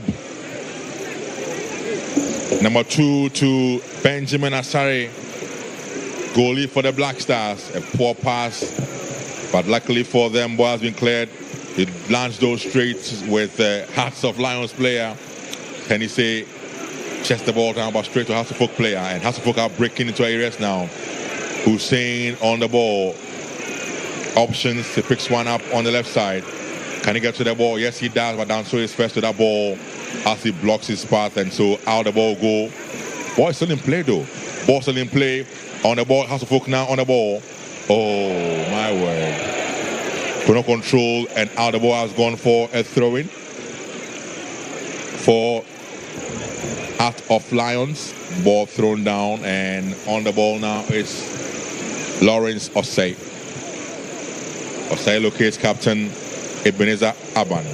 Aban with a long kick looking for the run of Freeman, but that was too strong, and so straight to Sharif can go for Hearts of Oak. I think the instructions have been to go long this time around and test the defense of, again, another chance there for Hearts of Lions. So they need to take these chances like this because it keeps falling to them. Hearts of Oak fumbling at the back, and then the ball falls to them. But their final decision, is what the issue is. Another chance. This could be a chance though for Ben Jr., but ball has been cleared. And Hearts of Oak coolly clearing their lines, but whoa, that's an awkward one. So throw-in taken by Lions. Eche on the ball now. Cross count from Eche. It was a bit too high, and so it eludes all the attackers of Lions and straight to the Hearts of Oak player. Rocky Jamina turns around beautifully, locating his man on the left side. Good play from Rocky Jamina. This could be a chance for Hearts of Oak. A pass looking for Duku. Controls the ball in attacking areas, but he has to go back. He does go back. The attack obviously has broken down. We need to restart the attack. Hearts of Oak, 2 runs for Mensah. Mensah goes in full now to Karim. Back to Mensah. Mensah looks for options. His pass is not too aiming for anybody. And so attack breaks down. And Lions on the ball now through Abba. That's Atta. Atta has been brought down, and referee should say yellow card to Abdul Karim. Karim Abdul picks a yellow card. There is again now. He was way behind. There to foul Pansa. And so Karim picks a yellow card for that infringement. Well, Hearts of Oak scored from a free yellow card kick. confirmed there. Hearts of Oak scored from a free kick. A chance for Lions to also maybe get one from a free kick as well. Let's see what happens, Ben. Let's see if they can produce some magic here. Ball comes in a good one, but headed out powerfully by the defense, led by captain for the side, Opon Afrani. On the ball, nice for being Junior. Crosses blocked, and out he goes for a throw-in for Hearts of Oak. Throw-in for Hearts of Oak. What is this confusion all about? A referee would obviously have the final say. Absolutely. Yeah. So Yao Amankwa Berfi picks the ball up for the throw-in for Hearts of Oak. Berfi will throw one in. Looking for his man up front, but headed back by Bismarck Aiden for Lions. Ball drops in the area of Lions though. Controlled beautifully by Danso. Danso on the ball on the right side. He comes in for a beautiful play from Danso. He now gets the ball to his man, locating captain for the side, Aban, Ebenezer. Ebenezer Aban on the ball for Heart of Lions. Very few options to pick from. So on the ball still for Lions. He now gets the ball to his man on the left side in Bismarck Enin. Enin spreads play. Long one from him. Looking for the run of Freeman. The ball will be cleared by Afrane for a throw-in for Heart of Lions. Opong Afrane, former King 5-star player, now playing for Hearts of Oak and captaining them today or this evening at the EGG Stadium in the top 4 encounter between them and of course Heart of Lions.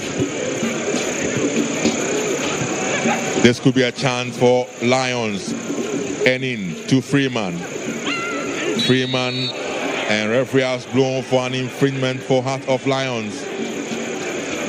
He's very short, but very petty, and you see that he's very, very anxious to have an impact in today's game. I mean, a very tricky one there. Or maybe he got the ball, maybe Frank Duku got the ball, but there is another foul by Frank Duku, and I mean, from the first half, what we saw, maybe he should be very careful because the next one would attract a yellow card. They're doing a lot of defensive duties or work today for Hearts of Oak.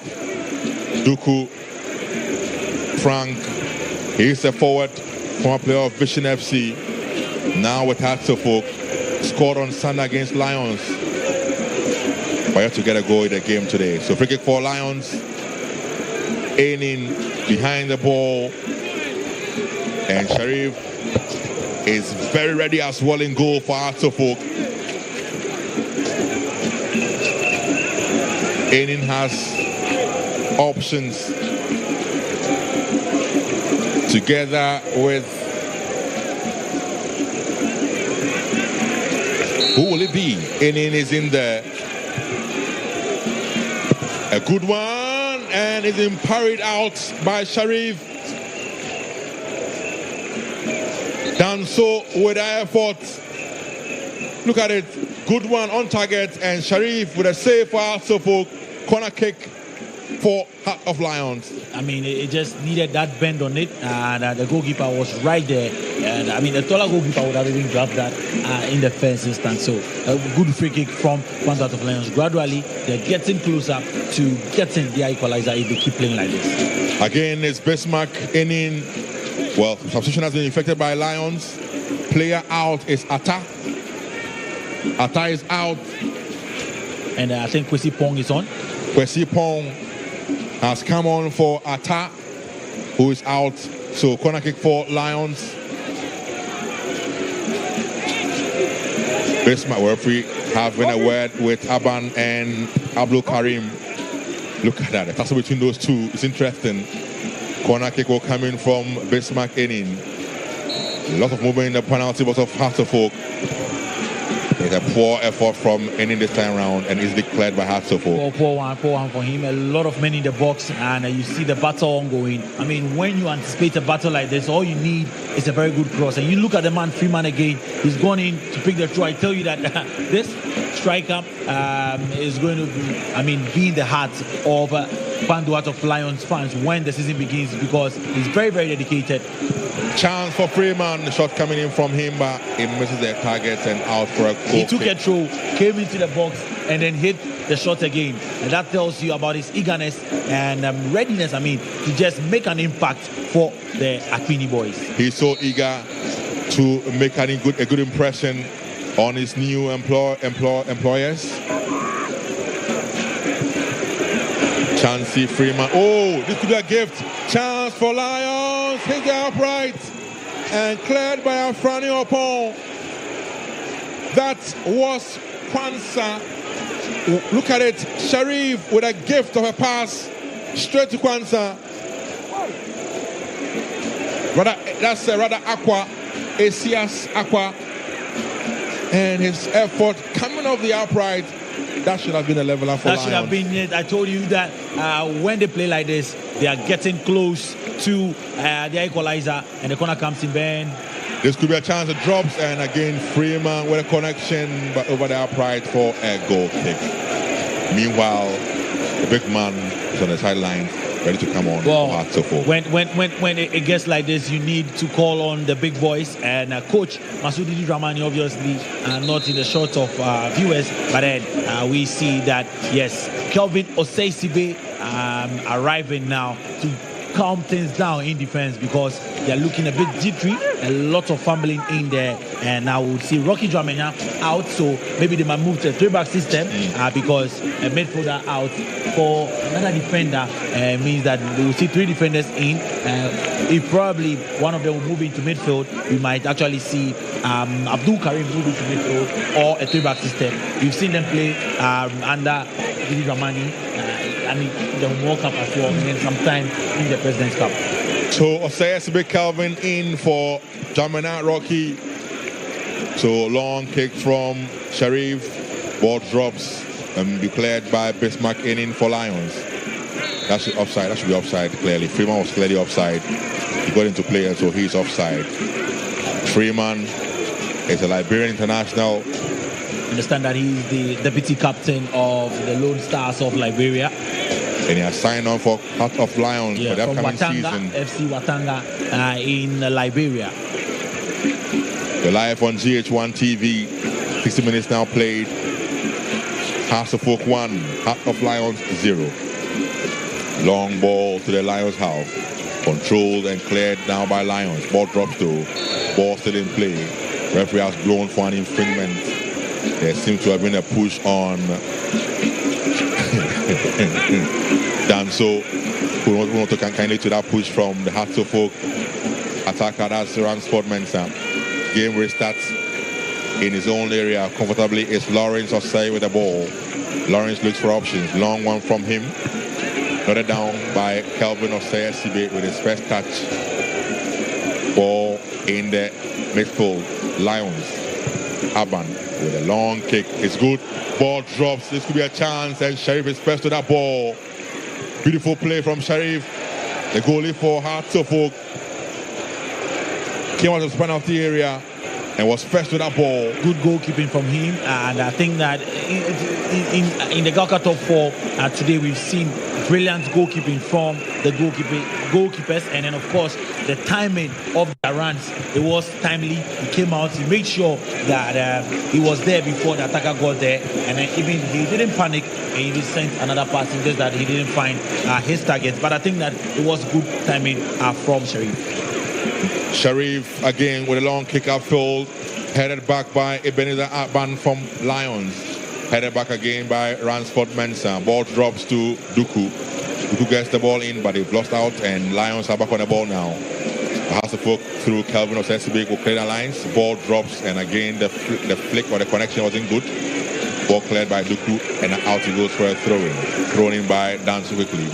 Gets the ball to his man, and that's Obing. Obing back to Hennessy. Long one from Hennessy, straight to the Hasbrook defense line, controlled beautifully by Opong Afan, who has moved to the midfield now. So Opong has come to midfield, leaving the back for Ali and Calvin Oseisibe. Hasbrook on the ball. Long ball looking for the Phobians trying to break through. 2-on-1 at the moment. And the attack will break down for us. That's Enoka Subontain. Could not output his opponents. Obin Jr. on the ball now for Lions. Looks up, sends a long one out for looking for Freeman. Sharif could be in trouble here. Chance for Lions, a 4-1 from. They are too eager to score, Ben. Oh my. Too eager to score. I mean, obviously, when the keeper comes out, you need a chance like that. But then look at the goalkeeper. He came out again. We talked about timing. The timing was right, but the final decision making was poor. And all he needed to do was just find his opponent or put it over the head of Kelvin Oseisibe, and a chance still. Freeman goes in across now. Ball was cleared by Hearts of Oak.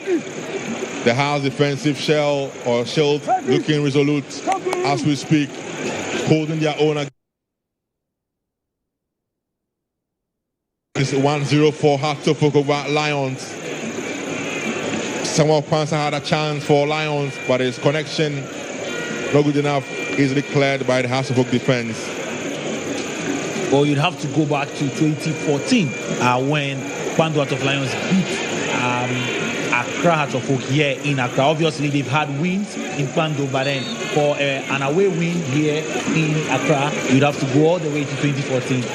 The last time they beat Kpando Accra Heart of Oak was just on the 15th of that was September 2024 last season. Yes, in the first leg when they met in the Ghana Premier League, Heart of Lions beat Heart of Oak 2-0. Then on the 31st day of January, we saw Heart of Oak beating Heart of Lions by 1-0. So I think ball over the top for Heart of Oak. Cross comes in now from Ransford Mensah, but headed out by Hennessy. It drops to Heart of Oak though. Can they mix or whip some magic from this attempt? But they have to go all the way back, and they do so upon Afrani controls the ball and finds Ali. Mohammed Ali gets the ball back to Kelvin Osei Esibe. Esibe on the ball now. Long ball from him, looking for the run to Esubonting. Ball has been cleared though, and out he goes for a goal kick for Kpando Heart of Lions. Right, so Lawrence Osei screaming, and then some communication from Captain Ebenezer Aban. We can also see some players, warming up, and there you have them, Polo Ejei, and then of course Anthony Owusu going to come in to do battle for the Lions. Let's see if they can get a raw, and then it's so all Pansa is going out, replaced by Owusu. Anthony Owusu coming on for Samuel Pansa, and also player coming out for Lions in is Polo Ejei. I love his name, man. Polo Ejei is also in for Heart of Lions. They are looking at getting themselves level in this game. They trailed the Phobians by 1-0. There it is. Anthony Owusu out, or in rather, Boama Samuel Pansa out for Heart of Lions. Game that's resumed. Kelvin Osei Esibe seems to have come off worse of a tackle, and he's clearly feeling it. An infringement it is for Heart of Oak. So the 3 back for Heart of Oak now. Kelvin on the right, Ali in the middle, and Afrani on the left.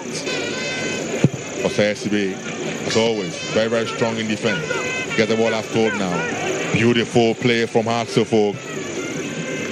From Amankwa Yao. Gets the ball half court now. Ball drops. The Lions will try and clear the lines. The ball drops to Ransford Mensah with a shot. And how to go for. You look at the midfield of Kpando Heart of Lions. Obviously, they missed the services of Ishmael Ado, who we know to be that simple and cute midfielder who would be there delivering and additional passes. And then, of course, it's the debut for the new player, Eche Dogli, who has not been bad at all. But then I think that the first half, they had clear-cut chances to get the win, and then they hit the post in the second half as well. Football has not been fair, and of course, football would always not be fair. Absolutely. Sharif saves that coolly for Heart of Oak. He will have to restart the attack. He drops the ball. Sharif with a long kick upfield now. You're live on Star FM, live on Ultimate, live also on Empire FM, and we are live on GHOne TV. An infringement for Heart of Oak in midfield. They will all leave it for Muhammad Ali. Muhammad Ali with a quick one instep, gets the ball back to Abdul Karim. Karim with a long kick upfield now. Headed back though by Aban Ebenezer. Flicked on by Ransford Mensah. Headed back by Eche. Straight to Ransford, and referee has blown for an infringement for Heart of Lions. Getting close to the 70th minute mark, and just like we saw in the first game, the team that had the most chances, the clearest of chances that could have gone on to win the game, conceded a goal, and then same thing has happened to Kpando Heart of Lions here. But then it would mean that Heart of Lions will go on top of the GHALCA League, the top 4 table, and then we'll be on top, and we would also would go on top, and then it depends on how the goals will go. I think for now it should be the Diani Gold Stars. For now, we know that goals, if it ends this way, Gold Stars and Heart of Oak will be on 3 points. Yeah, and Lions and Kotoko, who face each other next Friday, would have no points. Chance for Kpando to change the story here. Obing Jr. Oh, he cannot get onto that ball. The attack will break down. Yao Amankwa, Fairfield will lose out. Hearts of Oak will lose out. And on the ball now is Enin. Bismarck. Back to Bismarck. Enin. Ball cleared though. And the king of the body of Bismarck again. So throwing for Hearts of Oak. Very tired. Very, very tired. He looks Enoch Esubontain. He's been working all over the place. Enoch Esubontain.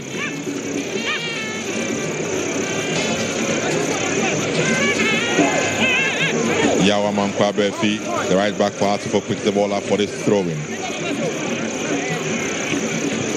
He throws one down. Mankwa Befi with a clearance for the Phobians. Ball drops, headed on, but straight to Ransford Mensah for Hearts of Oak, straight to Hennessy. Hennessy controls and finds Danso on the right side. Danso back to Eche in midfield.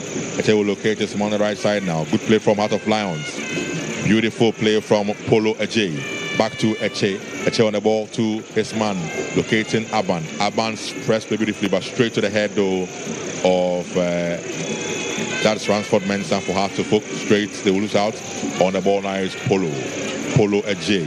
Back to midfield now. Hennessy looks for Aban. Aban controls the ball in his own half. He has to go back. He does so, and he finds Eche. Eche back to. This is a good play from Lions, looking to break the attack. Oh, pass a 4-1. 4-1 from him, and straight to goalie for Hearts of Oak. Sharif keeping goal to the head of Benjamin Asare. And he has been very, very busy in the game today. Eche with a header. The Phobians are on the ball still, but attack will break down. Eche controls the ball now. Looks for Freeman. Gets the ball to Freeman. Freeman gets the ball in field now to Polo. Polo gets the ball to the left side now. Gets the ball to his man Anthony Owusu. Owusu back to Danso. Cross comes in. Headed by Freeman, but straight out of touch for a goal kick for Accra Hearts of Oak. I mean, with his height and how he still goes for every ball, he still just shows the eagerness to come for every ball, and a good work from Freeman so far. But then substitutions for Accra Hearts of Oak. And then, of course, we see the likes of number 6 shirted Emmanuel Amankwa coming on. And you talked about tiredness. Yes, Esubontain is so tired. And Martin Kakari would also be coming on. So Esubontain out, Kakari in. And there it is, Esubontain going out for Kakari. And then also, very strong defender, Emmanuel Amankwa coming on for another tiring Befi Amankwa.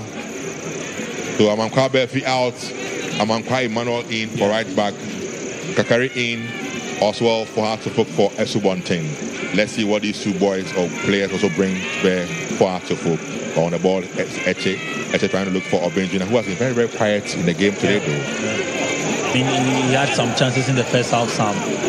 The ball to him, good play in the first half. But the second half, he's been very, very quiet. And I mean, at this stage, you can see that Hearts of Oak are managing the game, trying, still playing. But then with this 3-back system, they don't put a lot of men forward and leave spaces behind, as we saw in the first half. So Hearts of Lions with the ball in their own half through Befi Bismarck to Polo. Polo on the ball now, but attack will break down. Eche is smart and gets to the ball ahead of all others. Eche locates his man in attacking areas, but attack again now breaks down. Stopped there by that's indeed Opon Afrane for Hearts of Oak. But Lions have the ball again in their half now through Hennessy. Hennessy with a long kick, but the ball again will be stopped by the Phobians, who are now trying to create a new move now. Hussein on the ball now for Hearts of Oak. Hussein has little options. He has 2 men around him, and the attack will break down for Hearts of Oak. Aban looks for options. Gets the ball in field now to Anthony. Anthony with a good ball over the top looking for Obin Jr. The ball will be cleared now by Kelvin Osei SCB. For a player of the experience of Obin Jr., he needs to step up a bit at this stage. Let the experience begin to show for his team, Heart of Lions. Lions have the ball in their own half still. Bismarck inning. He has to go back. He does so and finds Eche on the ball now to Hennessy. Hennessy seems to have switched positions with Captain Aban, who wants to go forward a bit now. Aban on the ball. Now to his man, that is Danso on the right side. Danso on the ball still. Can he outwit his opponent? Danso on the ball for Hearts of Oak, but attack will break down, and Duku who give the ball away so easily. Gives the ball away so easily. On the ball now is Anthony. And again, what's happening? Look at that again. The players just keep giving the ball away. Offside against, guess who? Freeman. 74 minutes of play done, and I think that in a way, with the substitutions that we've seen now, the format is there. You see Coach Masudi Dramani, and with his 3-back system, they want to accommodate. They know that Heart of Lions will come at them. They want to accommodate them. They will not send a lot of men up front. In the first half, we saw how they played out from the back, and it was all a bit small. I mean, a lot of chances fell to Lions right that first half, and they didn't take them. But I think that the way Heart of Folk have managed this second half, if they continue so, they should be able to keep this 1-0 lead and get their first 3 points. Throw in for Hearts of Folk. 75 minutes played here at the GHOne Stadium. 15 minutes to go. Yeah, second game of the day. Hearts of Folk lead 1-0 against Heart of Lions. The Phobians moving up again, but attack again breaks down. Bismarck innings pass though is poor straight to Osesibe. And Osesibe crosses lines and out he goes for a throw-in. You know, you'd always get that from him. No nonsense clearance from Osesibe. He would always balloon it. Safety first. And then, I mean, he's obviously in to do that for the Rainbow Boys. Osei Lawrence with a long kick-out field straight to his colleagues in midfield though. Eche with a clearance and straight though to Sharif. Sharif controls and saves fully for Asafok. He rolls one down. He finds Muhammad Ali. Back to Sharif for Asafok. He looks up, balloons one outfield. Headed powerfully by Amankwa Emmanuel. Straight to Abdul Karim. Karim will find Osei SCB Kelvin. Loses out to Freeman. Freeman with a cross, but nobody there. Ball will drop and will be cleared by Opon Afrani for Hearts of Folk. But that was a chance for a Freeman in Heart of Lions. He was too relaxed. But then he tells you again about the man, the Liberian, and how eager he is. He's still running. It's 76 minutes, but then he's been all over the defense. He's been on the right side, been on the left side, and then he's been through the middle as well. And it would just be fair to get a reward for his hard work this evening. Let's see if you get a reward for all the hard work he's put in today. Freeman, the man from Liberia who plays for Lions. Eche again with a pass, good one. The referee has blown for an infringement on Obeng Jr. for Heart of Lions. Very, very strong Obeng Jr. and one of his best places to receive the ball with his back to goal. And one of the ways to stop him is just to bring him down or hold him. And then you see he'd always cause a foul against this tough former Rainbow boy who now plays for the Lions. An infringement. Would this be the moment where Heart of Lions will be able to pull Chestnut out of the blazing fire? Let's see. Is a man again. Freeman behind the free kick. Can he free the men from Kwando? Let's see what they can orchestrate. I can also see Danso around as well. So it's Freeman, Danso, and Eche. Yeah. Well, they would have a PTA meeting and have some discussions, deliberations, and they know that the time is not on their side. And if they would get a goal, they need to get it before 90 minutes. Who will it be? Danso, Eche, Freeman. I'm pretty sure it's going to be Danso. It's Freeman, and he misses that post by some inches. Yeah, I mean, it was not a bad one. It was not a bad one. Sometimes when the ball comes across that way, and I thought he would go try to bend it, and he went for power and see if goalkeeper Sharif would be up to the task. But then the ball had different direction. Different direction altogether, but on the ball now is Lawrence to Eche. Eche goes down. Referee says what? An infringement awarded Heart of Lions. But that was quite dangerous, a pass from goalie to Eche. Yeah. Hennessy now locates Enin back to Hennessy. Hennessy controls the ball. Hennessy controls. Ball has been cleared by Osei Sibe, and out it goes for a throw-in. Osei Sibe with a clearance there for Hearts of Oak.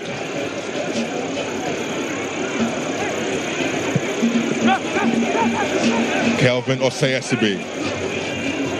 Throw-in for Hearts of Oak, picked up by Amankwa Emmanuel. Throws one down now to Kakari Martin. Back to Amankwa. Goes for one man, but ball has been cleared by Bismarck Enin. Straight to Polo. Polo back to Hennessy. Looks for options. Balloons the ball upfield. Cleared though, and out it goes for a throw-in for Heart of Lions. Ball picked up by Bismarck Enin again. Can they get themselves back into the game? We have 11 more minutes to end here, or even less. Bismarck Enin throws one down now. Ball drops to Obing Jr. Flicks the ball upfield. Ball drops in the box and will be cleared by Abdul Karim. Referee has gone for an infringement for half of football. The player was in the skies, according to the referee. I believe that's why he whistled for the foul, and the striker went underneath him, and that is why he was looking for a penalty there. But then who went in for the ball, I believe is the rule, and that is why referee Emmanuel Graham has awarded a foul to Accra. The Kotoko fans are here. You know, we call something against. They are here to do their bit, and hope that they can all have a bad day. But for now, Accra Folk is having a good day. 80 minutes played, 10 more minutes to go. Hearts of Folk 1, Heart of Lions 0. Sharif with a long kick out field now. Ball headed back by the Lions team. Straight to Freeman. Freeman has been all over the place. He gets the ball to Polo. Back to Freeman. Clearly offside on the part of Obing Jr.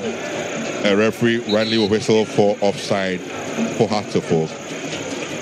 Oh, you look at that. Whoa, that was close. Yeah. That was close though. Yeah, pretty close. But then, you know, in other jurisdictions, the linemen are told to let the ball.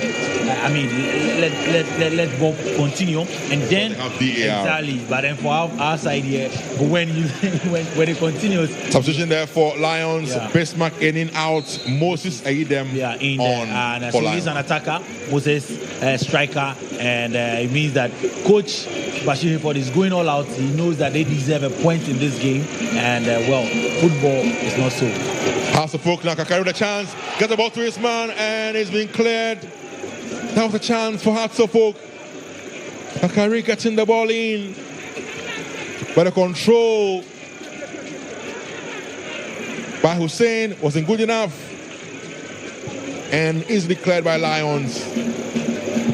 Hennessy gets the ball to the midfield now. Attack breaks down on the ball line. Hearts of Folk. It's Hearts of Folk rather. Oh, Luke gonna get to that ball. Out to go for a throw-in for Lions. Picked up by Danso. He throws one down now to Polo. Back to Danso. Danso back to Polo. Polo on the ball now for Pando, Heart of Lions. Goes upfield now, but attack again will break down. A good ball. Looking for the round of Duku. Duku on the ball now. Long one from him. Ball declared though beautifully by Hennessy, who now finds Eche. To control the ball in midfield, looks for options. Again, the pass is poor. Straight to Afrani. The referee will blow though for an infringement. And I can see a player on the turf. Looks like it's Duku, Frank Duku. And there he is on the turf. Clearly, can understand. Very tired. Very tired. The muscles.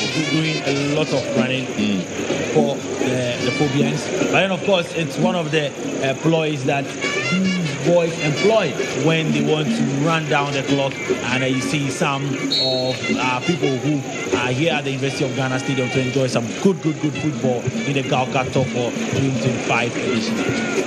Good game it's been so far as well. Long one from Opon Afrani. Ball drops in the Lions area. First to that ball to the new man for Heart of Lions.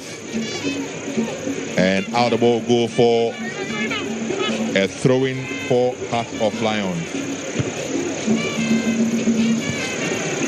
So ball thrown in, but they'll lose out on the ball. Nice Hearts of Folk. Amankwa extends with the fleet. Good play from Amankwa Emmanuel. Amankwa gets the ball in full now. Hearts of Folk will lose out. Eche to Freeman now. Playing on left side, Freeman or Bennett again offside. I mean, it was so offside, so clearly offside. Basic, rules for a striker. Just watch the line. He should be watching there. He should see if it's in line or not, and tell whether the pass will come. You will see that Freeman delayed a bit, wanted him to come back online. I mean, on side, and then not online. Hey, we're not browsing here, yeah. And I mean, he was still far ahead and offside against Hearts of Oak. Offside against Hearts of Oak. Hearts of Lions, I must say. Lions rather. So live on GHOne TV, live on Star FM. Top for action. Eche controls and finds Danso. Danso on the ball. Looks for option. Long one outfield now. Ball drops to Polo. Polo gets the ball in there. This will be a chance for Anthony Owusu. Cross comes in now. Freeman with a connection. It drops. Obe Jr. And it's been saved coolly by Sharif. That was it for them. That was a chance for them. But the Liberian is down in pain. But a brilliant cross that comes in. 2 men in the box. And I mean, it was good. He went up for the ball. And he still got a connection, but it fell to Obeng Jr., who kicked it with his left foot. Our goalkeeper, Sharif, was up to the task. And now, the man who's been all over the defense of Accra Suffolk is down in pain. My back, you heard him say. He is in some pain there, but he's a strong lad that he is up on his feet. Let's go, he says. Freeman, the man from Liberia, the new import from Liberia for Heart of Lions. Hearts of Oak leads 1-0. We have 4 more minutes to go, plus at the time, obviously. It's Hearts of Oak 1, Heart of Lions 0. Second game of the day. Earlier in the day, Gold Stars because of by 2-1. The Phobians lead 1-0 here against Lions. Can Lions, who live in, or the Phobians hold on and win this game? Sharif, for Hearts of Oak. Sends a long one outfield. As always, Aban is first to it for Lions, but straight though to Ransford Mensah. Cross comes in a good one, and we headed again by Hennessy. Polo could not control, so the Phobians are back on the ball again now, but Danso has been pushed, so an infringement to be awarded Lions. And again, these two players will have a go at each other. What are the players talking about anyway? There it is. Ransford Mensah and pushing his colleague there, and so clearly an infringement for Lions. Lawrence Osei, long one from Lawrence, headed down by Abdul Karim for Hearts of Oak. Ball drops to Sharif with a long kick again for Hearts of Oak. Duku goes up, but it's been won again by Aban Ebenezer. Hearts of Oak are on it, but they've lost out. Ball has been cleared and out for a throw-in for Heart of Lions. Aban puts the ball up again for the men from Pando. Can they get a left line in this game? Aban with a long kick field, looking for Bing Jr. Headed down though by Calvin Osesibe. Straight to Polo. Polo goes down. Referee has blown for an infringement for Lions. An infringement again for Heart of Lions for a clear push on Polo. And again, the usual suspects are coming behind for this free kick. I can see Danso. Yao Danso is there already. He's put the ball up for this free kick for Heart of Lions. The Lions will now call on the gods of the voltage and the gods of football to come to their aid. I mean, they've displayed some good football here, and they would want at least a point to pacify their fans after they lost. It would be good news to tell them that they lost in the World Cup and then lost in the GHALCA top 4 first game tournament against Accra Suffolk again. So, obviously, 1 goal. GHOne, who they say, is the motto of Ekpando Heart of Lions. Let's see if the Hearts can do at this moment. So, the man behind it again for Lions is Yao Danso, the right back. Polo Ajays close by together with Hennessy, but they are leaving it for Yao Danso this time round. Can he be the man to do it for Lions? 89 minutes played. Hearts of Oak 1, Lions 0. The wall has been formed by the Phobians. Yao done so. He could go in now for this free kick for Heart of Lions. Can he do it for the Lions team? He goes in now and again off target for Heart of Lions. That free kick would have suited a left-footed, and but then he decides to go in, and you could even see the goalkeeper could tell that it was going way off target. A left footer would have actually put that maybe on target. He was trying to find the... There he is. Yardanso couldn't do it for Heart of Lions. But let's see. They have a minute, another time to try and get the leveler here. Heart of Oak will say no. Upon Afani with a clearance for Heart of Oak. And we're going to do 5 minutes of added time. Five. Ball drops though for Heart of Oak. Amankwa Emmanuel. Kelvin Osei SCP. SCP looks up.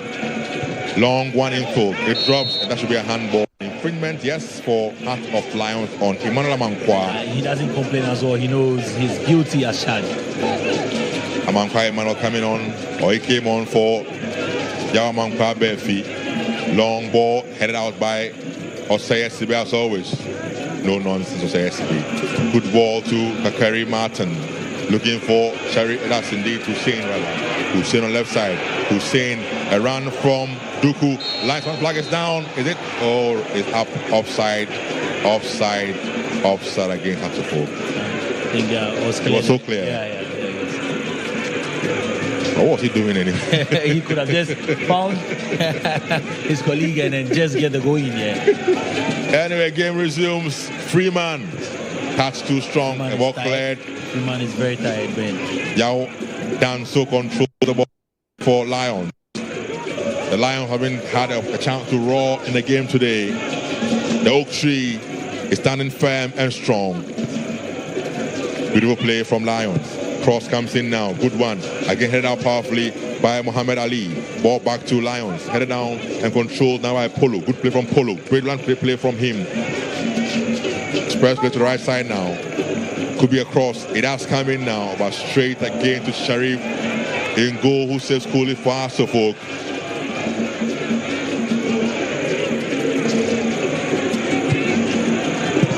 Sharif sends a long one, controlled by Kakari Martin. Martin gets the ball again now. Martin with a good pass, looking for the run of Duku. Can he get the ball to him? Duku on the ball now, he shoots and straight to the open arms of Lawrence was saying goal for Heart of Lions. I mean, Duku Francis. We are very tired, but then obviously Heart of Hope are playing on nails and theta hooks. They can't wait for time to go, and obviously time is running. Well, that was some incident there between Calvin Osei and Obeng Jr. Yeah. Coach to step in. A player is on the turf though. Let's see it. That's the earlier chance there for Duku Frank. Good run from him. And the pass from Kakari was brilliant. Well, he got to the ball and the first touch is good. But the shot lacking power and direction from Frank Duku. Would have lifted it a bit. Absolutely. Maybe he would have put Lawrence Osei in some serious trouble. Absolutely. There it is again now. He was bearing down on goal. The first touch, but the final effort not good enough. Easy save there from Lawrence. So another easy save for Sheriff as well. I think barring the last chance, that should be it. And Hearts of Oak should pick the first 3 points on the first day of the 2025 GHALCA Top 4 tournament, Bengali.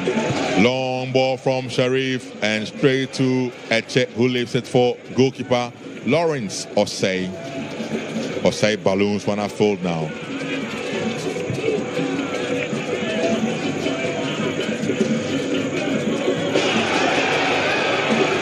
Long one there from Hussein. Hussein on the ball now for Hearts of Oak. Hussein on the left side. He has 2 men on him though. Can he outwit them? He goes down. Referee has blown for an infringement for Hearts of Oak.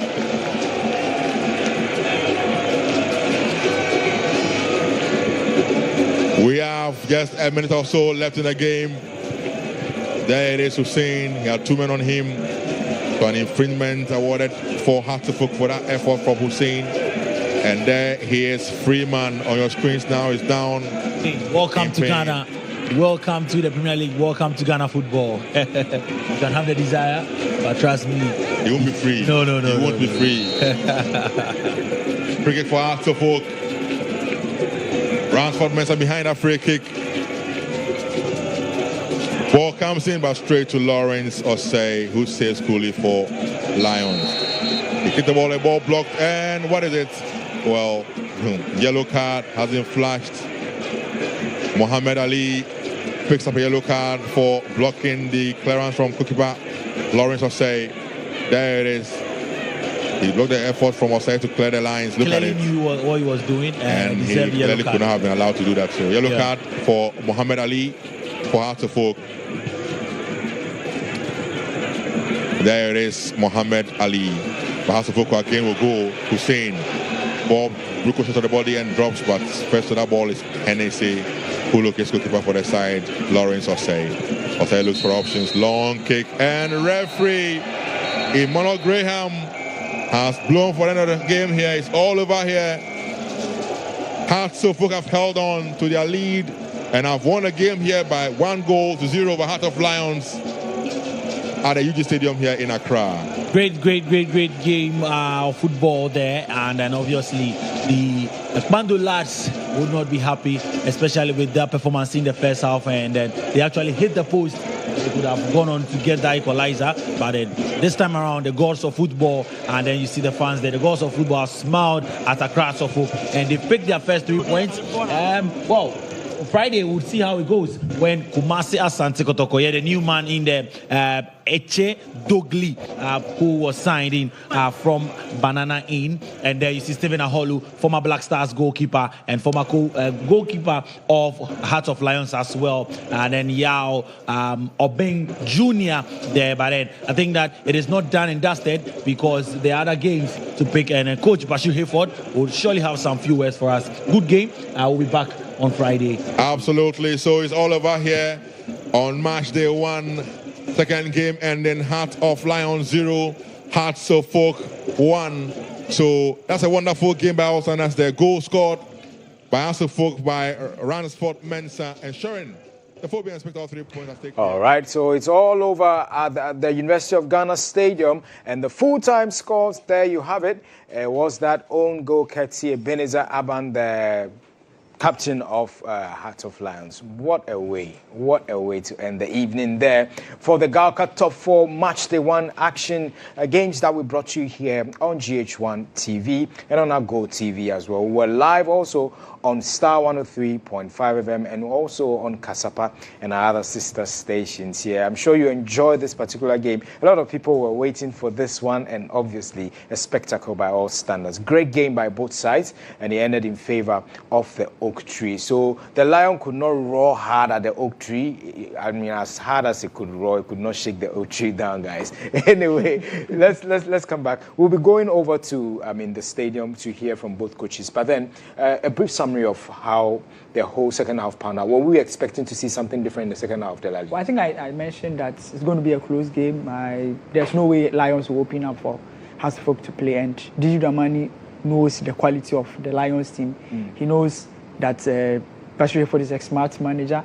He won't allow him to beat him twice easily. Exactly. So you could realize that Didi Dramani tried to manage the game. He tried to introduce more defensive-minded players to manage the game. You saw how they were playing, tried to while away time, brought in more experience. Okay, Delali, let's go over to the University of Ghana Stadium and to my colleague Monica Bukari, who is standing by their head coach Bashir Hayford. Hello, good evening, sir. Good evening, madam. Yeah, quite a very bad day for you in office. What went wrong in today's game? Well, tactically we played everything, only that the goals couldn't come. And then even we had an own goal. Our defender just headed the ball into the net. So that is football. We'll go back again. It's all play all. So we've done with Heart of Folk. We are level two teams. We are preparing. We are going to prepare and face them. So yes, once again we've lost to Accra Heart of Folk, and it's no news. It's been back-to-back with losing over the weekend and losing once again. And you saying it is no news. How does that make you feel? No, well, it gives me a lesson, so I know where to continue again, because I've seen a lot from the two games. We are just preparing for the season, so the team has not gelled yet. We are preparing the team for the league.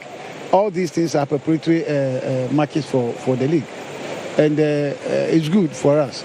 You now try some new boys, and it's good. I've learned a lot from it. Just before I let you go, we saw most of your players look like they were making every effort to be able to find the back of the net, but unfortunately, all efforts there went wasted. Are you going to work on your attacking front as you head into your game on Friday? That has been our problem.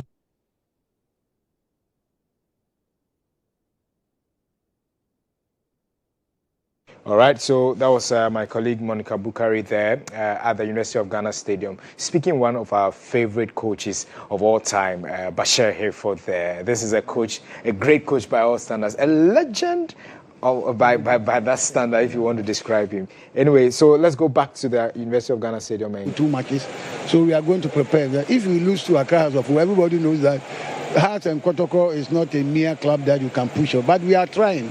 It's a new team, but we are trying to rub shoulders with them. And so we'll continue to do that. All right. Wish you all the very best on Friday. Thank you, too. So that was Coach Bashir Hayford telling us. He says it is no news losing against Accra Hearts of Oak because the attacking front is especially where they have been working on all these while. And so heading into the next game, we'll see how it goes. But I've also been joined by the winning coach, Didi Dramani of Accra Hearts of Oak. Hello, sir. Good evening. Good evening. Quite a good day for you in office. You've won back-to-back. Just in this weekend, you scored Hearts of Lions. And again, you've won against them in today's game. First game of the GHALCA 2025 Top 4. It's good to win, but it's good to put in energy, effort, and then performance. I think I value those aspects rather than just the element of winning. I see winning in different levels. Now, we saw your first lineup. Many were expecting your potential 11 to be your first 11 selection. But unfortunately, we saw Benjamin Asari not in post in the first half. We saw Kelvin Osesibe also in bench and Kakari as well. What was the secret? I think that we are in our periodization where we are. We need to share game minutes and then across the squad. And it is important not to those players, out of the range where they have reached. We have not reached a level where we can go deep 90 minutes. It's, sometimes we are forced to push players beyond those minutes, and I think that scientifically it's unacceptable. We try to make sure that we are able to graduate the dosing elements. Now, you brought in Kelvin Osesibe in the second half. You brought in Kakari as well. Was it to protect the lone goal, or was it a change of formation for you? I think that you need to look at their strength and respect the strength of the opponent in order to play against your strength and then your abilities. It was just to come and solidify what we already showed in the back four, and then also solidifying the team lead, and then solidify the fact that many players would have been running more than what they are supposed to be doing, so that we can try to deload them in that aspect. Now, before I let you go, you are playing the DNA Gold Stars who won their game today. What are we expecting on Friday? I think that we will go back again, and then you saw that maybe we'll come up with another squad in terms of load shedding and then to manage the game. This period is also crucial. When you don't manage the loading, you can lose a player, and then you can lose a player for the entire season, and that is what we're trying to avoid.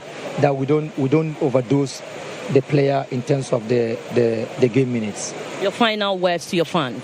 Phobia, we love you. Please keep coming to the stadium, fill up to the stadium, so that the organization of the top four will become very eminent. All right. Thank you very much, and we wish you all the very best. So that was Coach Didi Dramani, coach of Accra Hearts of Oak, with their lone goal win there against the Kwando Hearts of Lions. But I am here, of course, with my colleague Mutala, who is joining me on the pitch side. Just to wrap up for you, Mutala, good evening.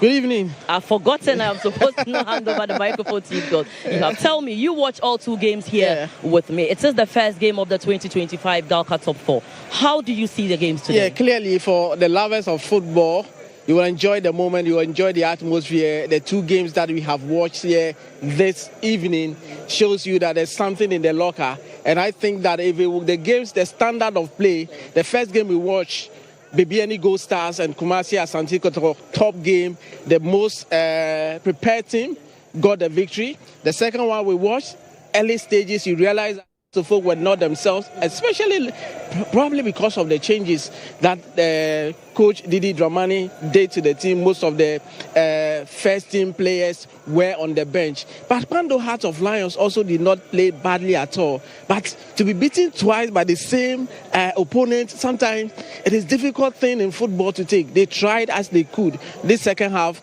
I couldn't see a moment where Hearts of Oak really threatened. It was all Hearts of Lions. But the coaches will tell you that let the goalkeeper work.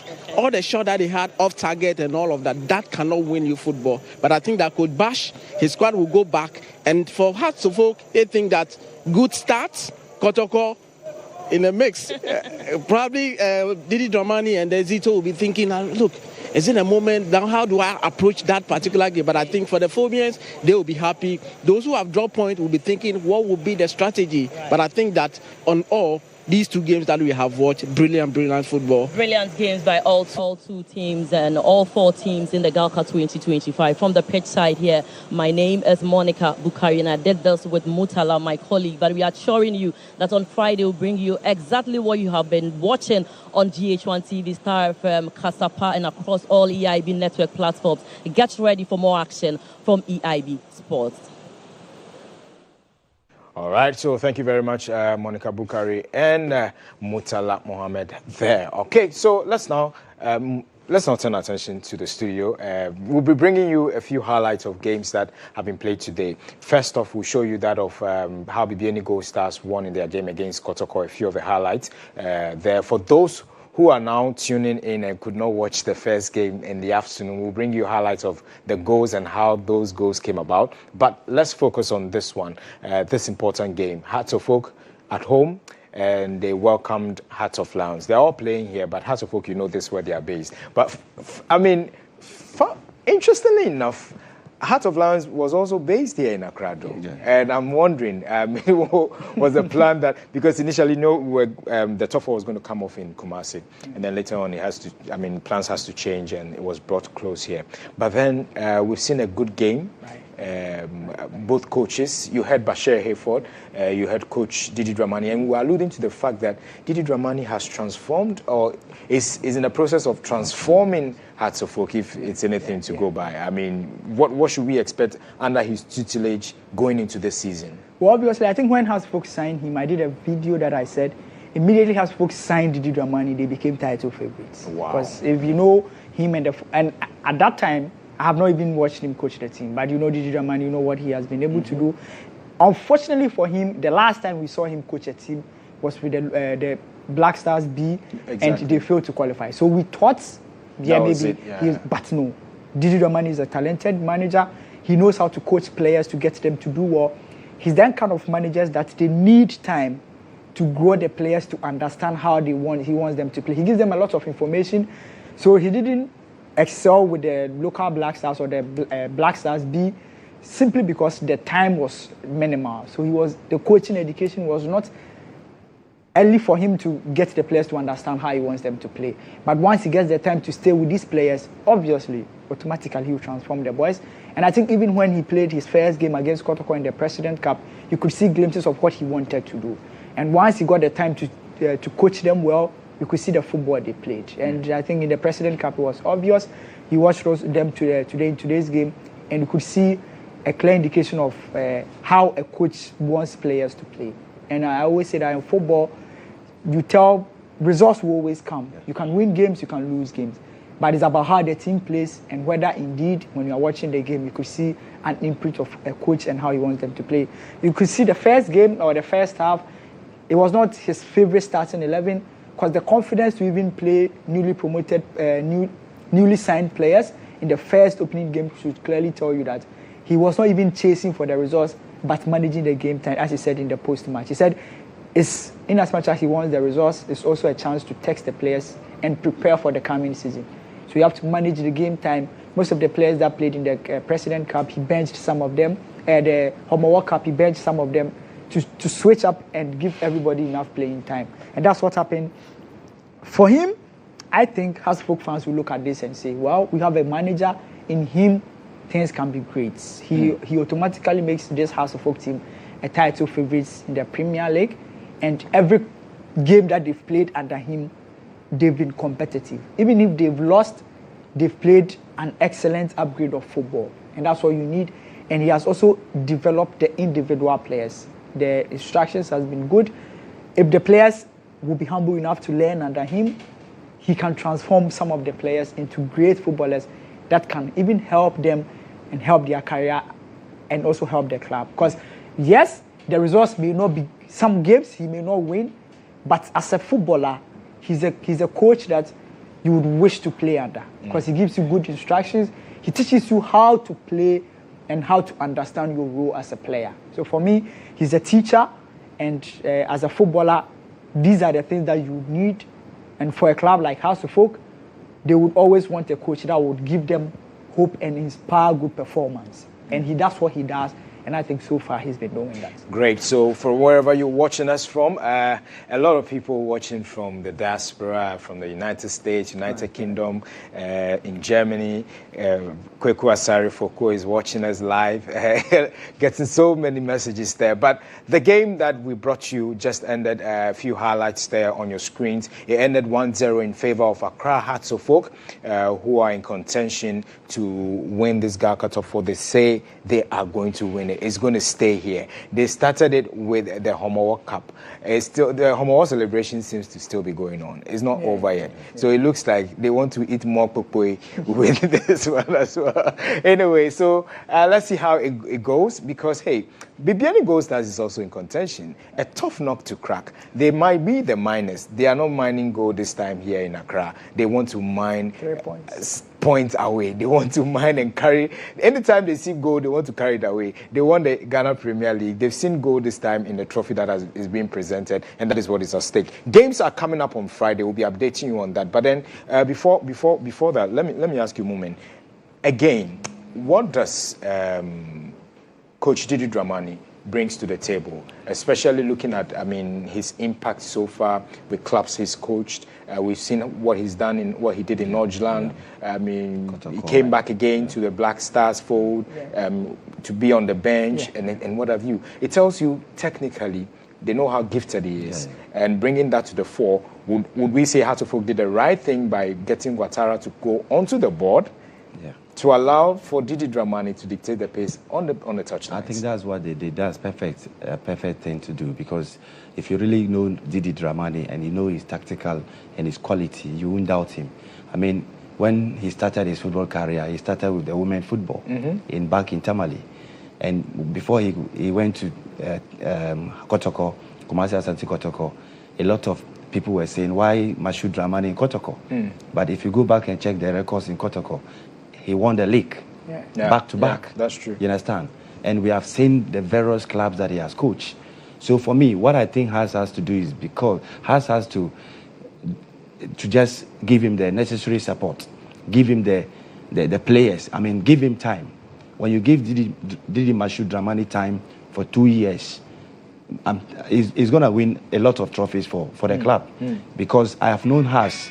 I've known Haas, what Haas can do when it comes to interference. Haas is a club that they normally don't give the coaches time. And Mashoud Dramani need time. You need to give him peace of mind to work. That's true. The guy is somebody that can even coach some of the coaches in the Premier League. They know him and they know what he can do.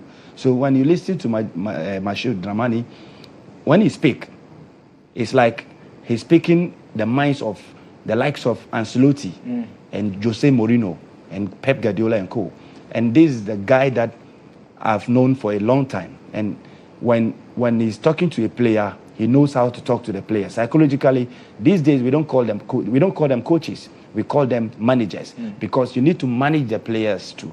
You need to manage them. Sometimes some of the players, you don't need to talk to them in a way that will not make the player feel.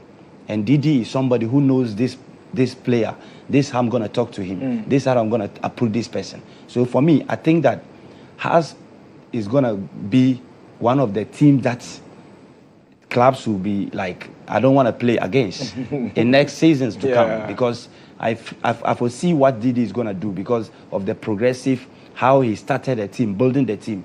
I mean, they just signed the Lali's former player. I mean, Abdul Karim. And he featured Abdul Karim today. And we've seen what the guy did today. So for me, I think Haas should give Didi Dramani time. Just time to work. They shouldn't have, I mean, no interference, because Haas, a lot of things are into the team that we don't need to talk. But they should give Didi Dramani time for him to do what he can do, so that Haas will be the Haas that the supporters and the board want them to be. Anyway, for those of you who know Hearts of Oak that much, that is what we are asking the supporters to take it easy, especially when they're losing. They don't like to lose at all. I know them so well. But hey, just for us to enjoy good football, it tells us that this serves as a toast for what we should expect in the coming Ghana Premier League. It means that it's going to be really a tall order if it's anything to go by. Yeah, I think I mentioned earlier that this season, the coming season, will be one of the most competitive seasons because of the kind of coaches we've had and how the coaches have been with the team. Vivian Goes has an experienced manager from Paul Manson. Kotoko has a proven winner, Karim Zito. Nations FC had one of the best developmental coaches, one of the best brains in football in Ghana, Kasim Mingo. Has to focus Didi Dramani. Look at Heart of Lions, Bashir Hayford.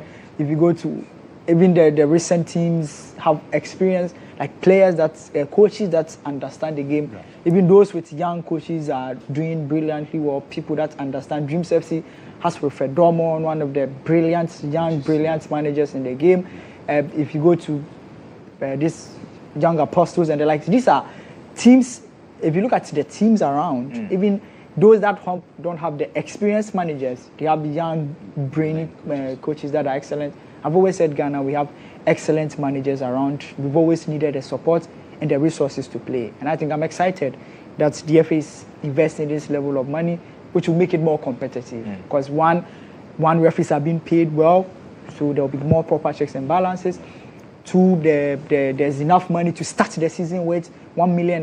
My prayer is that straight it comes for the clubs to get enough preparation to prepare. And then once that comes, the players are more comfortable. We can play at the highest level.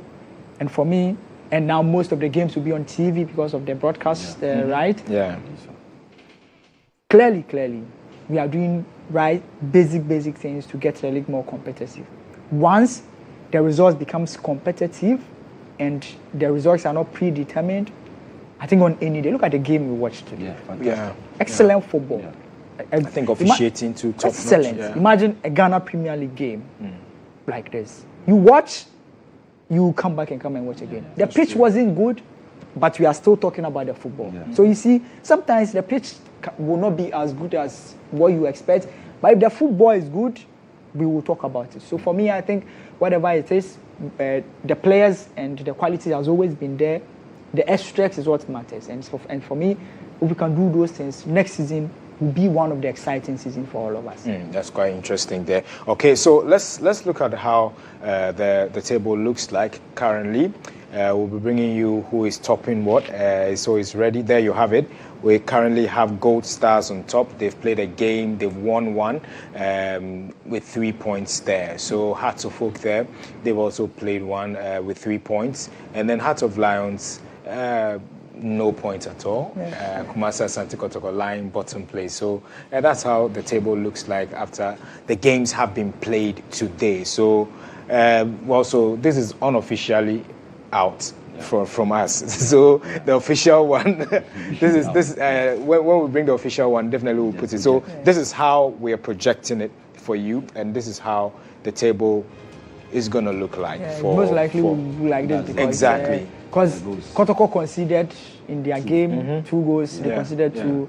Lions considered only 1. Goal Stars scored 2 goals. House of Folk scored 1 goal. So obviously, I think that's the right. Obviously, Goal Stars will be leading. So I think that's what.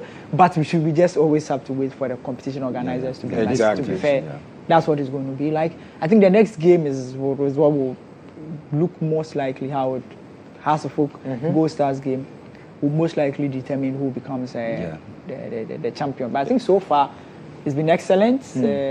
Once is so that the next game we will use head to head because now they played each other. When they go and play each other, then you'll be able to use head to head to determine who is the right champion. But this is a fair reflection of the game we've watched.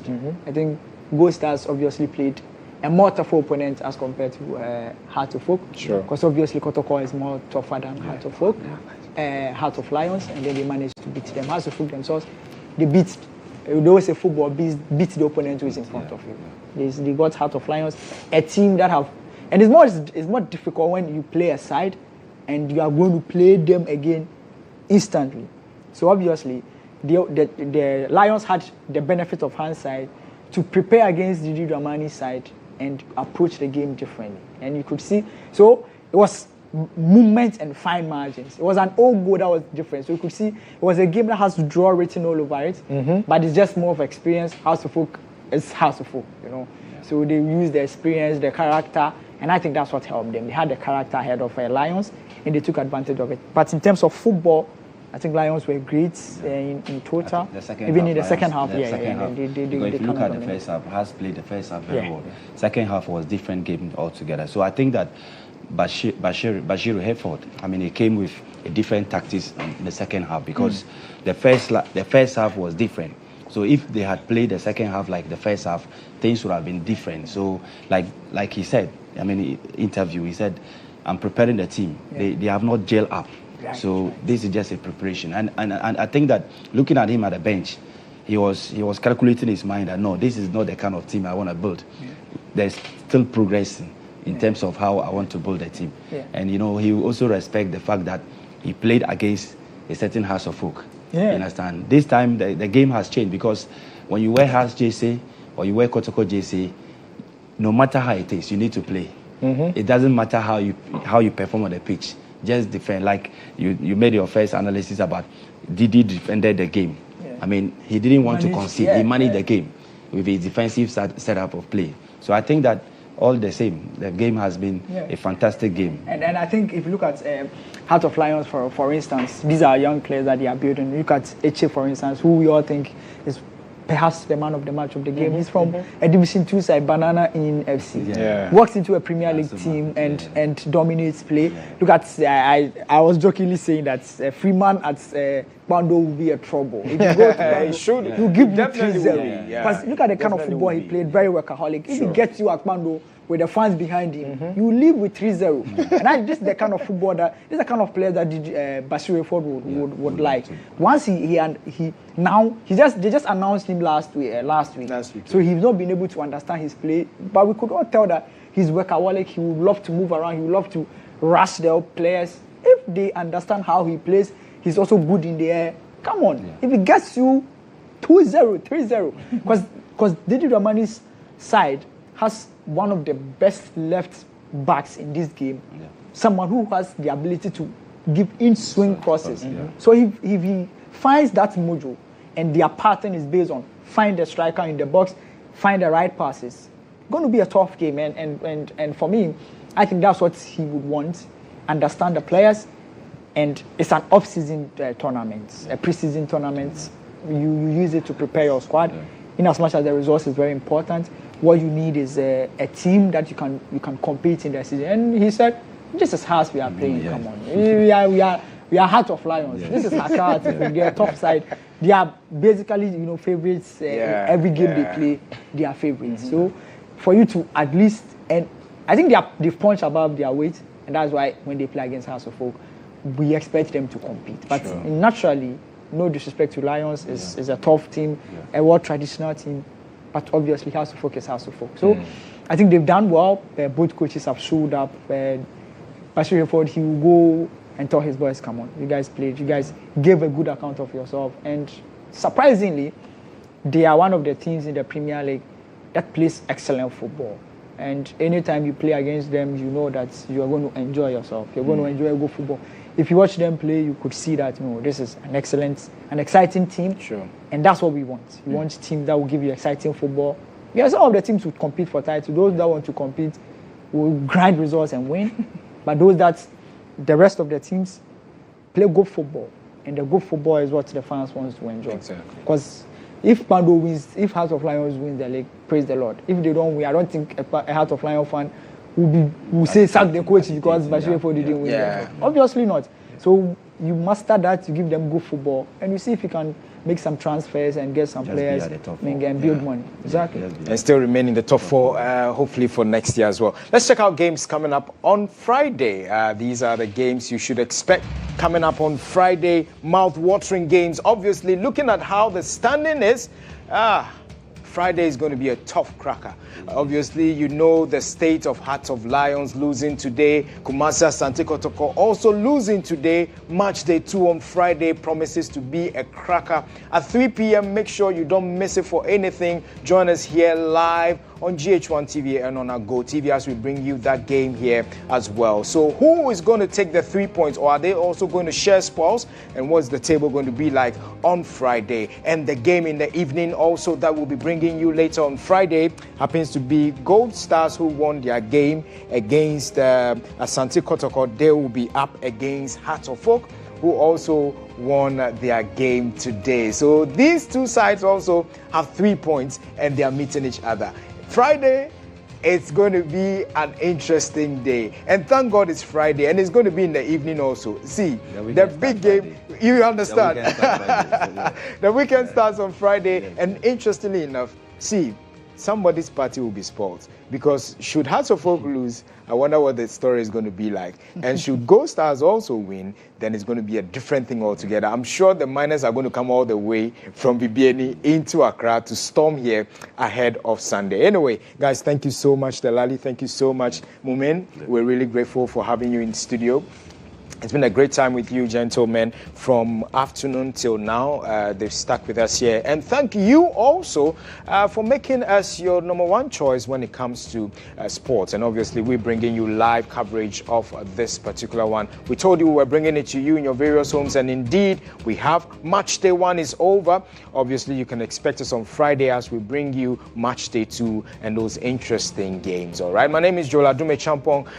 My colleagues who were in Lagos, University of Ghana, brought you the live game, and we'll continue on Friday here. Thanks to the production team, everybody that made this possible.